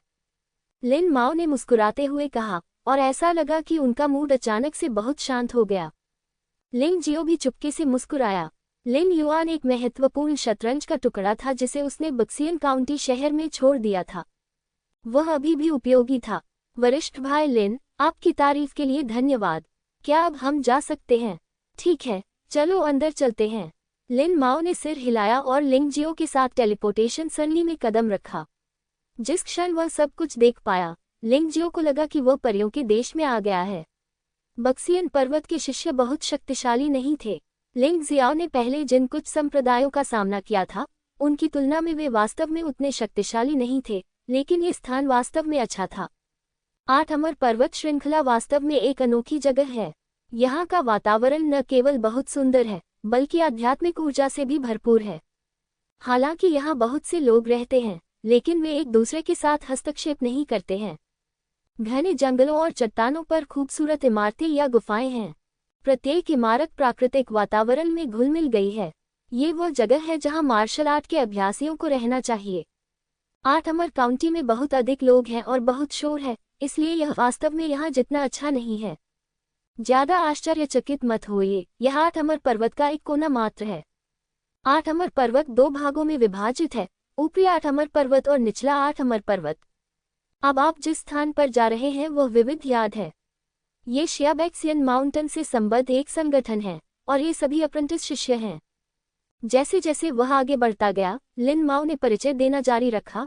8 अमर पर्वत में, यहाँ तक कि सहायक शिष्यों के पास 10वीं गुफा स्वर्ग क्षेत्र के आसपास सबसे कम साधना स्तर है। ऐसा लग रहा था कि वह लिंग जियो को ये बताना चाहता था कि जब वह यहाँ आए तो उसे ज्यादा तेज नहीं होना चाहिए, क्योंकि यहाँ लिंग जियो से ज्यादा ताकतवर लोग हैं। लेकिन लिंग जियो अभी भी उदासीन दिख रहा था। इसका कारण बहुत सरल है। एक योद्धा जो पुनर्जन्म क्षेत्र में साधना कर चुका है, वह येन और यांग क्षेत्र में साधना कर चुके योद्धा को गंभीरता से कैसे ले सकता है? मो फेयू के साथ भी, लिंग जियो वास्तव में कभी उससे डरता नहीं था। वह बस उस आदमी को अपने सुधार के मार्ग में एक बाधा के रूप में मानता था। बस उसे मार डालो। यदि आप सचमुच चाहते हैं कि वह डरे, तो कम से कम आपको पुनर्जन्म क्षेत्र का योद्धा बनना होगा। हालांकि लिंग जियो के निर्णय के अनुसार 8 अमर पर्वत निश्चित रूप से उतना शक्तिशाली नहीं है। बेशक इस स्तर पर बक्सियन पर्वत निश्चित रूप से उसे निखारने के लिए सबसे अच्छी जगह है। जब वह यहाँ आएगा तो उसकी साधना अवश्य ही तेजी से सुधरेगी, और उसकी युद्ध शक्ति भी और अधिक सुधरेगी। पुनर्जन्म के क्षेत्र की दूरी भी शीघ्र ही कम हो जाएगी। अरे लिन माओ, यहाँ फिर से सहायक शिष्य हैं। क्या आप चाहते हैं कि हम इन नौसिखियों को सबक सिखाएं? रास्ते में उन्हें ऐसे योद्धा मिले जिनका साधना स्तर लिन माओ के बराबर था। लिंग जियाओ और अन्य सहायक शिष्यों को देखकर, जो हाल ही में 8 अमर पर्वत में शामिल हुए थे, वे सभी उत्साहित दिखे, जैसे कि उन्हें कोई मजेदार खिलौना मिल गया हो। याद रखें, चाहे कोई भी आपको कोई भी शर्त दे, उनका पालन न करना ही बेहतर है, अन्यथा पछताने में बहुत देर हो जाएगी। लिन माओ ने याद दिलाया, जोगमेन एक छोटी सी दुनिया है। यहाँ सभी प्रकार के लोग हैं। यदि आप इतनी छोटी दुनिया में जीवित नहीं रह सकते, तो भविष्य में जीविकोपार्जन के लिए बाहर जाने के बारे में भी मत सोचिए। हाँ, यद्यपि सभी सहायक शिष्यों ने अच्छा वादा किया था, फिर भी मैं नहीं जानता कि वे आज्ञाकारी होंगे या नहीं। आखिरकार इसके बाद आने वाला प्रलोभन लिन माओ के शब्दों से अधिक उपयोगी हो सकता है। जब वे बातें कर रहे थे, सभी लोग प्रांगण में आ गए। अप्रेंटिस आंगन का पैमाना लिंग परिवार आंगन की तुलना में बहुत बड़ा है, और यह अनुमान लगाया जाता है कि इसमें दसियों हजार अप्रेंटिस शिष्य हैं। इन लोगों को देखकर लिंग जियाओ को एहसास हुआ कि 8 अमर पर्वत केवल 8 अमर काउंटी से शिष्यों की भर्ती नहीं कर रहे थे, उन्हें अन्य स्थानों से भी शिष्यों की भर्ती करनी चाहिए। अन्यथा इतने सारे सहायक शिष्य नहीं होते। सहायक शिष्यों के आवास एक ही छात्रावास में थे, तथा एक छात्रावास में दर्जनों लोग रहते थे। स्वाभाविक रूप से वातावरण बहुत अच्छा नहीं हो सकता। हालांकि एक बार जब आप एक सहायक शिष्य से निचले 8 अमरों के शिष्य के रूप में पदोन्नत हो जाते हैं, तो वातावरण बहुत बेहतर हो जाएगा। रहने के लिए जगह की व्यवस्था करने के बाद लिन माओ तुरंत नहीं गए, बल्कि सभी को याद दिलाया, आपकी वर्तमान स्थिति सिर्फ एक सहायक शिष्य की है, और आप पूरे 8 अमर पर्वत में सबसे निचली स्थिति में हैं। इसलिए चाहे वह कोई भी हो, उसके साथ आसानी से खिलवाड़ न करें। बेशक आप निचले 8 अमर पर्वत के चयन में भाग लेने के लिए 1 महीने बाद तक इंतजार कर सकते हैं और सफलतापूर्वक निचले 8 अमर के शिष्य बन सकते हैं, इससे पहले कि आप वास्तव में संप्रदाय का दर्जा प्राप्त करें। लेकिन तब भी 8 अमर के शिष्यों को भड़काएं नहीं। ऊपरी 8 अमरों के शिष्य 8 अमर पर्वत के असली आधार हैं। भले ही वे निचले 8 अमरों के शिष्यों को मार दें, उन्हें हल्की सजा दी जाएगी और कभी कभी तो उन्हें जवाबदेह भी नहीं ठहराया जाएगा। इसलिए आपको स्पष्ट रूप से याद रखना चाहिए कि उन्हें आसानी से भड़काना नहीं है। यही आपके जीवित रहने की कुंजी है। ये कहकर उसने लिंगजियो की ओर देखा, असहाय होकर आह भरी और कहा, मो फेयू 8 अमर शिष्यों में भी सर्वश्रेष्ठ है। यदि आप उसे अपमानित करते हैं तो आप वास्तव में मुश्किल में पड़ जाएंगे। वरिष्ठ भाई लिन, आपकी चिंता के लिए धन्यवाद। मुझे पता है कि मैं क्या जानता हूँ, लेकिन मुझे नहीं पता कि क्या मैं अब 8 अमर शिष्यों का मूल्यांकन स्वीकार कर सकता हूँ। लिंग जियाओ एक सहायक शिष्य नहीं बनना चाहता था, क्योंकि सहायक शिष्य वास्तव में उबाऊ होते हैं और उन्हें बहुत सारे काम करने पड़ते हैं, जिसका उनकी साधना पर बहुत प्रभाव पड़ता है। बेशक अगर आप में योग्यता है तो आप शिष्य बने बिना भी डीकन, एल्डर, सेनेटर या यहाँ तक कि माउंटेन लॉर्ड या हेडमास्टर बन सकते हैं। यह 8 अमर पर्वत है, यहाँ सब कुछ संभव है। लिन माओ मुस्कुराए और कहा, लेकिन यही तो है, 8 अमर पर्वत संप्रदाय सैकड़ों वर्षों से स्थापित है और केवल 3 लोग हैं जो वास्तव में केवल 2 या 3 वर्षों में शिष्यों से उपयाजक बन सकते हैं। उनमें से एक लिन रुक्सियन, डेकोन लिन है। वह वास्तव में आपसे केवल कुछ साल बड़ी है, लेकिन क्योंकि उसकी प्रतिभा काफी मजबूत है, वह बहुत कम उम्र में डेकोन बन गई और वह 8 अमर लोगों की शिष्या भी है। तो यह अभी भी संभव है, लिंग जियाओ ने हल्के से कहा। ये सुनकर लिन माओ एक पल के लिए स्तब्ध रह गए। वह मूल रूप से इसका उपयोग लिंगजियो को मारने के लिए करना चाहते थे ताकि लिंगजियो लगातार कदम दर कदम अभ्यास कर सके। आखिरकार केवल 1 या 2 सच्चे प्रतिभाशाली लोग होते हैं और मो फेयू और लिन रुक्सियन पहले से ही भयानक हैं। हालांकि वह ये नहीं जानता था कि लिंगजियो की नज़र में न तो लिन रुक्सियन और न ही मो फेयू की योग्यता को पूर्ण प्रतिभाशाली माना जा सकता है। ये दोनों लोग तियानहाई टायरानी, फैंगफी, लॉन्ग चेन और लेंगमेई जैसे लोगों जितने अच्छे नहीं हो सकते। एक बार जब आप प्रतिभाशाली लोगों को देखने के आदी हो जाएंगे तो आप स्वाभाविक रूप से अधिक उत्साही हो जाएंगे। लिंगजियो असली प्रतिभाओं को अपने पैरों तले रौंद सकता है, तो वह इस प्रतिभा से कैसे डर सकता है जो बिल्कुल भी प्रतिभाशाली नहीं है। लिंग जियाओ के अलावा और कौन सीधे निचले 8 अमरों का शिष्य बनना चाहता है? लिन माओ ने दूसरों की ओर देखा और कहा, मुझे आपको याद दिलाना होगा कि 8 अमर लोगों के शिष्यों के लिए न्यूनतम आवश्यकताएं यिन और यांग क्षेत्र का आधा कदम और ताकत के 10 स्तर हैं। तुम लोगों में से केवल चेन हे और लिन यान ही ऐसे हैं जिनकी साधना वास्तव में इस आवश्यकता तक पहुंची है। बेशक लिंग जियाओ एक अलग किस्म का है, भले ही उसकी साधना का स्तर न पहुंचा हो, लेकिन उसकी युद्ध शक्ति उससे अधिक है, इसलिए उसके पास अभी भी एक मौका है। मुझे यह आजमाना है। चेन हे ने कहा कि चूंकि वह लिंगजियो का अनुसरण करने के लिए सहमत हो गया था, इसलिए वह नहीं चाहता था कि लिंगजियो उसे बहुत दूर फेंक दे और यह भी नहीं कहना चाहता था कि एक अप्रशिक्षित शिष्य होना वास्तव में निराशाजनक था। मैं भी कोशिश करना चाहता हूँ। लिन यांग ने भी सिर हिलाया। 3 प्रमुख परिवारों के एकमात्र शेष शिष्य के रूप में जिसने परीक्षा उत्तीर्ण की है, वह लिंगजियो को अपने सिर पर सवार होने को कैसे बर्दाश्त कर सकता था। इसलिए वह भी वही करना चाहता था जो लिंगजियो करना चाहता था। लिन माओ मुस्कुराए और कहा, बहुत अच्छा, आप सभी में बहुत हिम्मत है, लेकिन कुछ चीजें हैं जो मुझे पहले ही समझानी होंगी। यद्यपि सहायक शिष्यों को काम करना पड़ता है, फिर भी उनका जीवन खतरे में नहीं है। लेकिन एक बार जब आप निचले 8 अमरों के शिष्य बन जाते हैं और आपके पास संप्रदाय की सदस्यता और पहचान पत्र होता है, तो आपको कुछ और खतरनाक कार्य पूरे करने होंगे। हमारे बैक्सियन माउंटेन की आय का एक बड़ा हिस्सा इन कार्यों से आता है। बैक्सियन काउंटी में जो कुछ भी होगा, उसके अधिकार क्षेत्र के अंतर्गत आने वाले शहरों सहित उसे पूरा करने के लिए हम बैक्सियन माउंटेन या तियानफेंग समूह आएंगे। उद्धरण चिन्ह। लिन माओ ने आगे कहा, शिष्यों के कार्यों को 4 स्तरों में विभाजित किया गया है, ए, बी, सी और डी, और शिष्यों के रूप में आपकी स्थिति भी 4 स्तरों में विभाजित है, ए, बी, सी और डी। हर महीने आपको कम से कम संबंधित स्तर के कार्यों को पूरा करना होगा। एक टुकड़ा, यदि आप इसे पूरा करते हैं तो आपको पुरस्कृत किया जाएगा। यदि आप इसे पूरा करने में विफल रहते हैं तो संप्रदाय के योगदान अंक काट लिए जाएंगे। जब योगदान अंक नकारात्मक होंगे तो आपको सेवकों के न्यायालय में वापस भेज दिया जाएगा। लिन माओ की बातें सुनकर लिंग जियो को अचानक युहुआ संप्रदाय में अपने जीवन के बारे में याद आया। उस समय मैंने जो किया वह बहुत हद तक वैसा ही था जैसा मैं अब करता हूँ, सिवाय इसके कि उस समय मैं डीकन ट्रांसेंडेंट दायरे में था, लेकिन अब मैं गुफा स्वर्ग दायरे और यिन और यांग दायरे में हूँ। आपके सामने आने वाले शत्रु अधिक शक्तिशाली होंगे तथा आपके सामने आने वाली विभिन्न चीजें अधिक कठिन होंगी। लिन माओ के बोलने के बाद उन्होंने देखा कि लिंग जियो, चेन हे और लिन यांग का अपने शब्दों से पीछे हटने का कोई इरादा नहीं था, इसलिए वह खड़े हो गए और कहा, चलो तुम तीनों मेरे पीछे आओ। वह जानते थे कि युवाओं में बहुत अधिक उत्साह और अहंकार होता है और वे इतनी आसानी से पीछे नहीं हटेंगे। तो फिर इन 3 लोगों को एक बार कोशिश करके देखना चाहिए कि 8 अमरों के शिष्य की पहचान प्राप्त करना कितना कठिन है।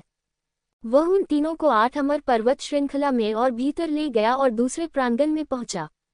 ये वह जगह है जहां सहायक शिष्यों को 8वें अमर के रूप में पदोन्नत किया जाता है। 1 महीने के बाद आप अन्य सहायक शिष्यों के साथ प्रतिस्पर्धा कर सकते हैं। यदि आप 8वें अमर के पर्वत गुरु से आकर्षित होते हैं तो आप शामिल हो सकते हैं, लेकिन अब विशेष स्थिति है और अब ऐसी प्रतिस्पर्धा नहीं होगी। इसमें शामिल होने की शर्तें भी बहुत सरल हो गई हैं। 8 पर्वत श्रृंखलाओं लाल, नारंगी, पीली, हरी, नीली, बैंगनी और काली में से प्रत्येक की रक्षा के लिए एक योद्धा भेजा जाएगा। जिसे भी तुम हरा सको वह उस पर्वत श्रृंखला में शामिल हो सकता है। लिन माओ ने याद दिलाया, लाल, नारंगी, पीले, हरे, नीले, बैंगनी और काले रंग की 8 पर्वत श्रृंखलाओं में सबसे कमजोर काला अमर पर्वत है। क्योंकि एक बार एक गद्दार दिखाई दिया, इस पर्वत श्रृंखला में प्रतिभा मुरझा गई है। ये कहा जा सकता है कि अब मूल रूप से कोई नहीं है। इस पर्वत श्रृंखला में प्रवेश करना सबसे आसान है, लेकिन ये भविष्य के विकास के लिए प्रतिकूल हो सकता है। लाल, नारंगी और पीले 3 पर्वत सबसे मजबूत हैं। हरा, सियान, नीला और बैंगनी समान स्तर के हैं। यह आप पर निर्भर है कि आप किसे चुनौती देना चाहते हैं। ये कहकर लिन माओ ने एक अदृश्य मुस्कान दिखाई, मानो उनके शब्दों में कुछ था। जब उन तीनों ने वास्तव में उन प्रतिद्वंद्वियों को देखा जिन्हें उन्हें 8 पहाड़ों में चुनौती देनी थी, तब उन्हें समझ में आया कि लिन माओ का क्या मतलब था।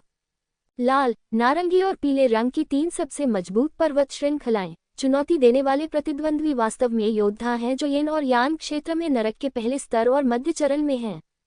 अगली 4 पर्वत श्रृंखलाओं के लिए चुनौती दिए जाने वाले प्रतिद्वंद्वी निम्न साधना स्तर के हैं। वे यिन और यांग क्षेत्र में नरक के पहले स्तर पर हैं और वे प्रारंभिक चरण में योद्धा हैं। इसके बाद काले अमर पर्वतों में चुनौती दिए जाने वाले प्रतिद्वंद्वी के पास आधा कदम यिन यांग क्षेत्र और 10वां स्तर की ताकत होती है। ये प्रवेश करने के लिए सबसे आसान पर्वत श्रृंखला है, लेकिन वास्तव में यह आसान नहीं है। क्या इसका मतलब यह नहीं है कि हम केवल ब्लैक फेरी माउंटेन में ही प्रवेश कर सकते हैं? लिन यांग ने भौहें सिकोड़ते हुए कहा, मैंने हार मान ली। इससे कोई फर्क नहीं पड़ता कि आप हार मान लेते हैं या नहीं। वास्तव में 1 महीने के बाद फिर से प्रवेश करना आसान हो जाएगा। लिन माओ ने मुस्कुराते हुए कहा, लोगों की कम संख्या के अलावा ब्लैक फेरी माउंटेन में कोई अन्य नुकसान नहीं है।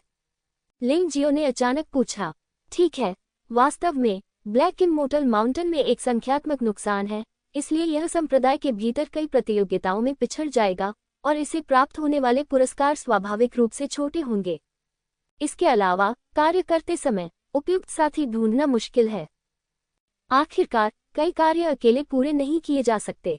लिन माओ ने समझाया, जहां तक बाकी लोगों की बात है तो ऐसी कोई बात नहीं है। मैंने सिर्फ इतना सुना है कि ब्लैक फेरी माउंटेन के मालिक का स्वभाव अजीब है। उस स्थिति में मैं ब्लैक फेरी माउंटेन चुनूंगा। लिंग जियाओ 8 अमर पर्वत में केवल 8 अमर पर्वत के साधना संसाधनों और साधना वातावरण को प्राप्त करने के लिए शामिल हुआ था। हालांकि ब्लैक इमोर्टल माउंटेन कमजोर है, लेकिन इसकी स्थिति वास्तव में सभी पहलुओं में खराब नहीं है। कई योद्धा सिर्फ दूसरों के कहने का अनुसरण कर रहे हैं और प्रवृत्ति का पालन कर रहे हैं। उसे इसकी परवाह नहीं थी, इससे कोई फर्क नहीं पड़ता था कि लोगों की संख्या कम है। वह यहाँ अभ्यास करने आया था, दोस्त बनाने नहीं। उन्होंने ब्लैक फेरी माउंटेन चुना और मैंने भी ब्लैक फेरी माउंटेन चुना। चेन हे ने कहा, ठीक है लिन यांग, कृपया पहले वापस जाओ, तुम दोनों मेरे साथ आओगे। लिन माओ ने लिंग जियाओ और चेन हे को ब्लैक फेरी माउंटेन पर ड्यूटी पर तैनात योद्धाओं के पास लाया। यह एक लड़की निकली जो काले कपड़े पहने हुए थी और बहुत सुंदर लग रही थी। 8 अमर पर्वत में आप अभी भी एक आधिकारिक शिष्य बन जाते हैं और आपके कपड़ों का रंग सख्ती से विनियमित होता है। ब्लैक अमर पर्वत में शिष्य केवल काले कपड़े पहन सकते हैं। कम से कम संप्रदाय के अंदर तो यही स्थिति है। एक बार जब आप बाहर निकल जाते हैं तो यह आसान हो जाता है। नमस्ते, मेरा नाम फैंग रू है। फैंग रू। लिंग जियाओ एक पल के लिए स्तब्ध रह गया और अचानक वह बात सामने आई जो अज्ञात युवक ने पिछले आकलन के दौरान उसे सौंपी थी। क्या ये नाम उस अनाम लड़के की बहन फैंग रू का नहीं है? और चित्र में दिखने वाली लड़की वास्तव में इस लड़की से मिलती जुलती है। ये गलत नहीं हो सकता। क्या गलत? फैंग रू ने मुस्कुराते हुए पूछा। इस लड़की में एक आम लड़की वाली भावना है और वह बहुत मिलनसार है।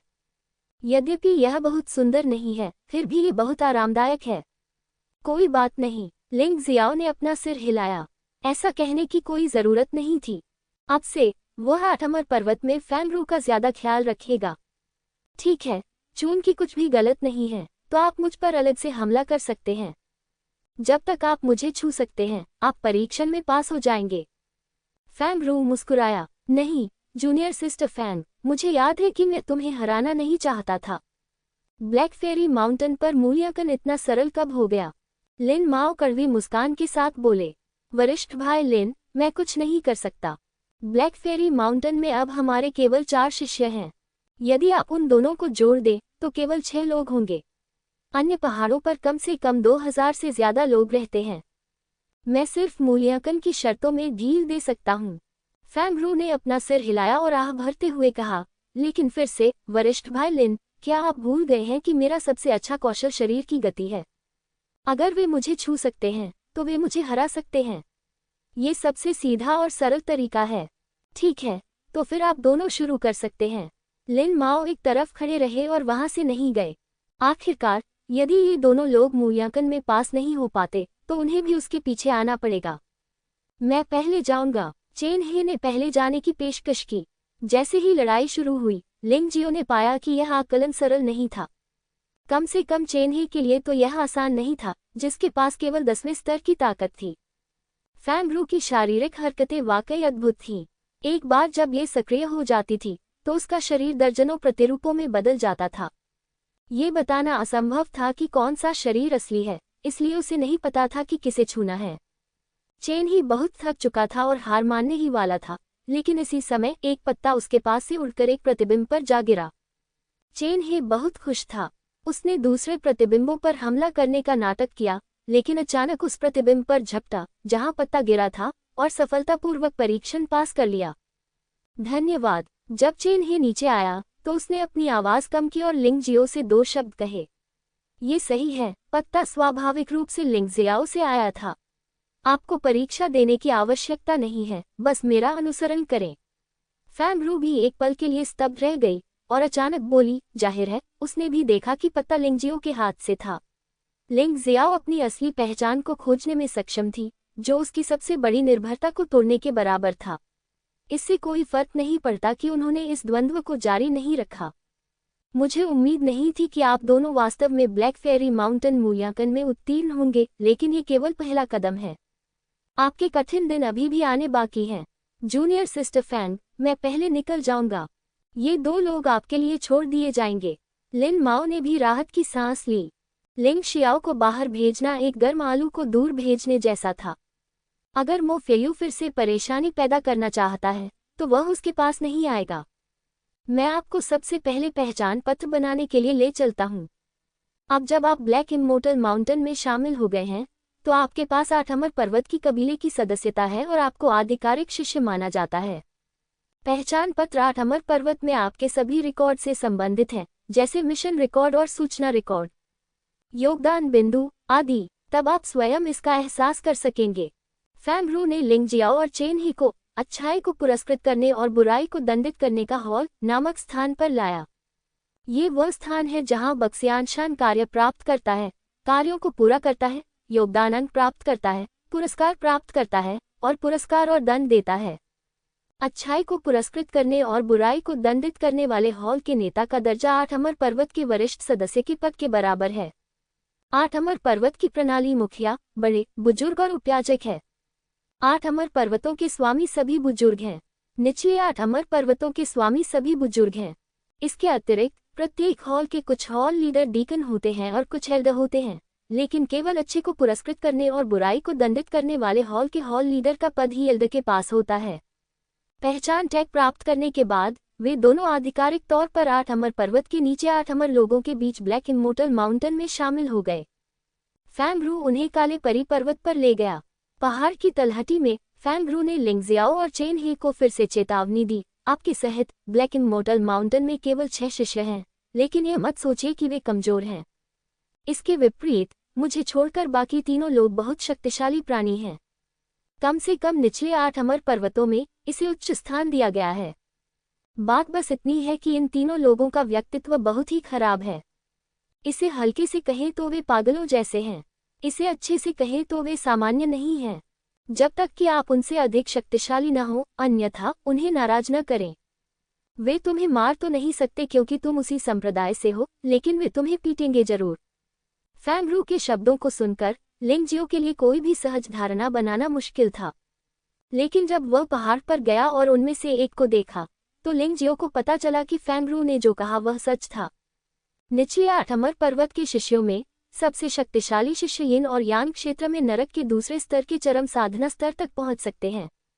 काले अमर पर्वत के 4 शिष्यों में फैंगरू को छोड़कर जो कमजोर था, अन्य तीनों को यिन और यांग क्षेत्र में नरक के दूसरे स्तर में साधना कराई गई थी।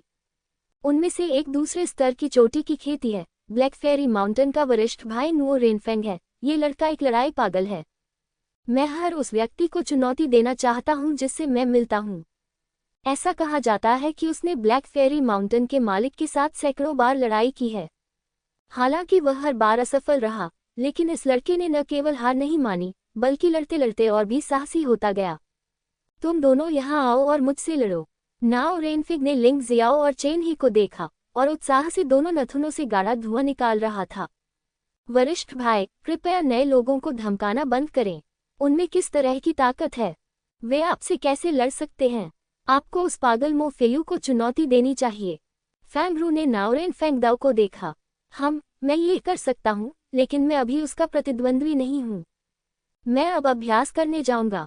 मो फेयू नाओ रेनफेंग की कमजोरी थी। उसने दूसरों को चुनौती देने की हिम्मत की, यहाँ तक कि लिन रुक्सियन को भी, लेकिन उसने उस पागल मो फेयू को चुनौती देने की हिम्मत नहीं की। वह पागल आदमी सचमुच जानता है कि कैसे मारना है, इसलिए जब भी अन्य लोग मो फेयू का उल्लेख करते हैं तो वह पागलों की तरह अभ्यास करता है, इस उम्मीद में कि एक दिन वह मो फेयू से आगे निकल जाएगा। सौभाग्यवश वह बूढ़ा नहीं है, केवल 18 वर्ष का है। ब्लैक इमोर्टल माउंटेन का दूसरा वरिष्ठ भाई झूटोंग यिन और यांग क्षेत्र में नरक के दूसरे स्तर के अंतिम चरण में था और वह थोड़ा ठंडा था। विशेषकर जब उसने लिंगजियो को देखा तो उसकी आंखें ठंडी और निर्दयी थीं। लिंगजियाओ, तुम ठीक हो? बोलने के बाद झूटोंग भी मुड़कर चला गया। जब लिंगजियो ने उसका नाम सुना तो शायद उसे पता चल गया होगा कि इस बार झूटोंग उसके प्रति इतना ठंडा क्यों था। झूटोंग को भी झोउ परिवार का सदस्य होना चाहिए। हालांकि उसने झोउ कुई को नहीं मारा, उसने झोउ कुई को सिर्फ टेस्ट में फेल कर दिया, जो झूटोंग के लिए उससे नफरत करने के लिए काफी था। लेकिन मैं मो फेयू से भी नहीं डरता, तो तुम कौन हो झूटोंग? क्या मैं? लिंगजियो, डरूंगा। लिंगजियो ने झूटोंग की पीठ पर उदासीनता से नजर डाली और मन ही मन सोचा, बेशक चाहे आप कहीं भी हो, ये ताकत सबसे महत्वपूर्ण है। ताकत के बिना सब कुछ व्यर्थ है। तुम दोनों जाओ और हमारे कमरे की सफाई करो और आंगन की भी सफाई करो।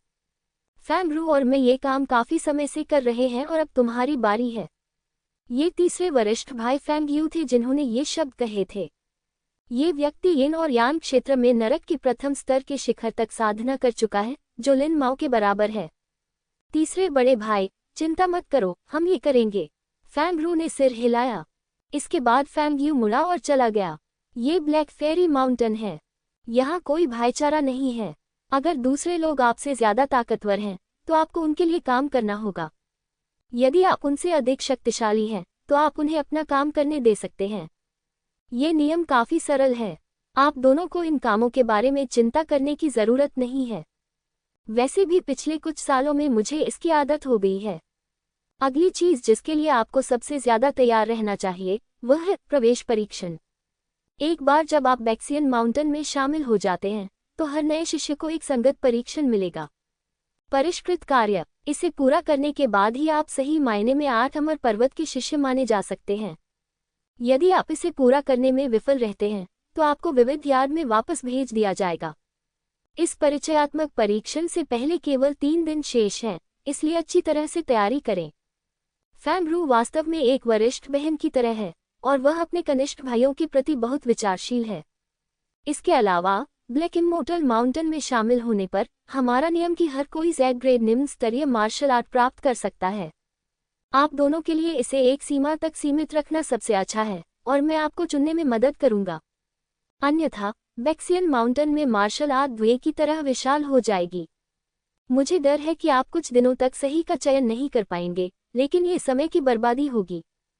फैंग ने फिर कहा, बेशक मुझे आक्रामक मार्शल आर्ट की जरूरत है। मेरी साधना लिंग जियाओ से बेहतर है, लेकिन मेरी युद्ध शक्ति उससे बहुत पीछे है।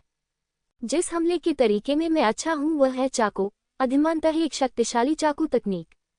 चेन हे ने कहा, ठीक है, ये वे नाम हैं जो मैंने आपके लिए सूचीबद्ध किए हैं। आप स्वयं कोई एक चुन सकते हैं। चेन हे की बातें सुनने के बाद फैंग ने स्मृति धातु का एक टुकड़ा निकाला। चेन हे ने स्मृति धातु को पकड़ा और तुरंत उसके दिमाग में बहुत सारी जानकारी आ गई। यद्यपि इसका दायरा सीमित कर दिया गया है, फिर भी अभी भी लगभग 1000 तलवार तकनीकें मौजूद हैं। चेन हे ने अंततः एक चाकू तकनीक चुनी जो उसके अनुकूल थी। लिंग जियाओ ने लंबे समय तक इसके बारे में सोचने के बाद एक आंदोलन विधि चुनी। कारण सरल है, हालांकि उसके पास शक्तिशाली चाल कौशल हैं जैसे कि quick light movement, shadow step और यहां तक कि लाइट और शैडो एस्केप भी। लेकिन फिलहाल इनका खुलेआम इस्तेमाल नहीं किया जा सकता। इसे कवर करने के लिए कुछ शारीरिक कौशल की आवश्यकता होती है। अपने संपूर्ण रूपांतरण के बाद Z ग्रेड निम्न स्तरीय मार्शल आर्ट को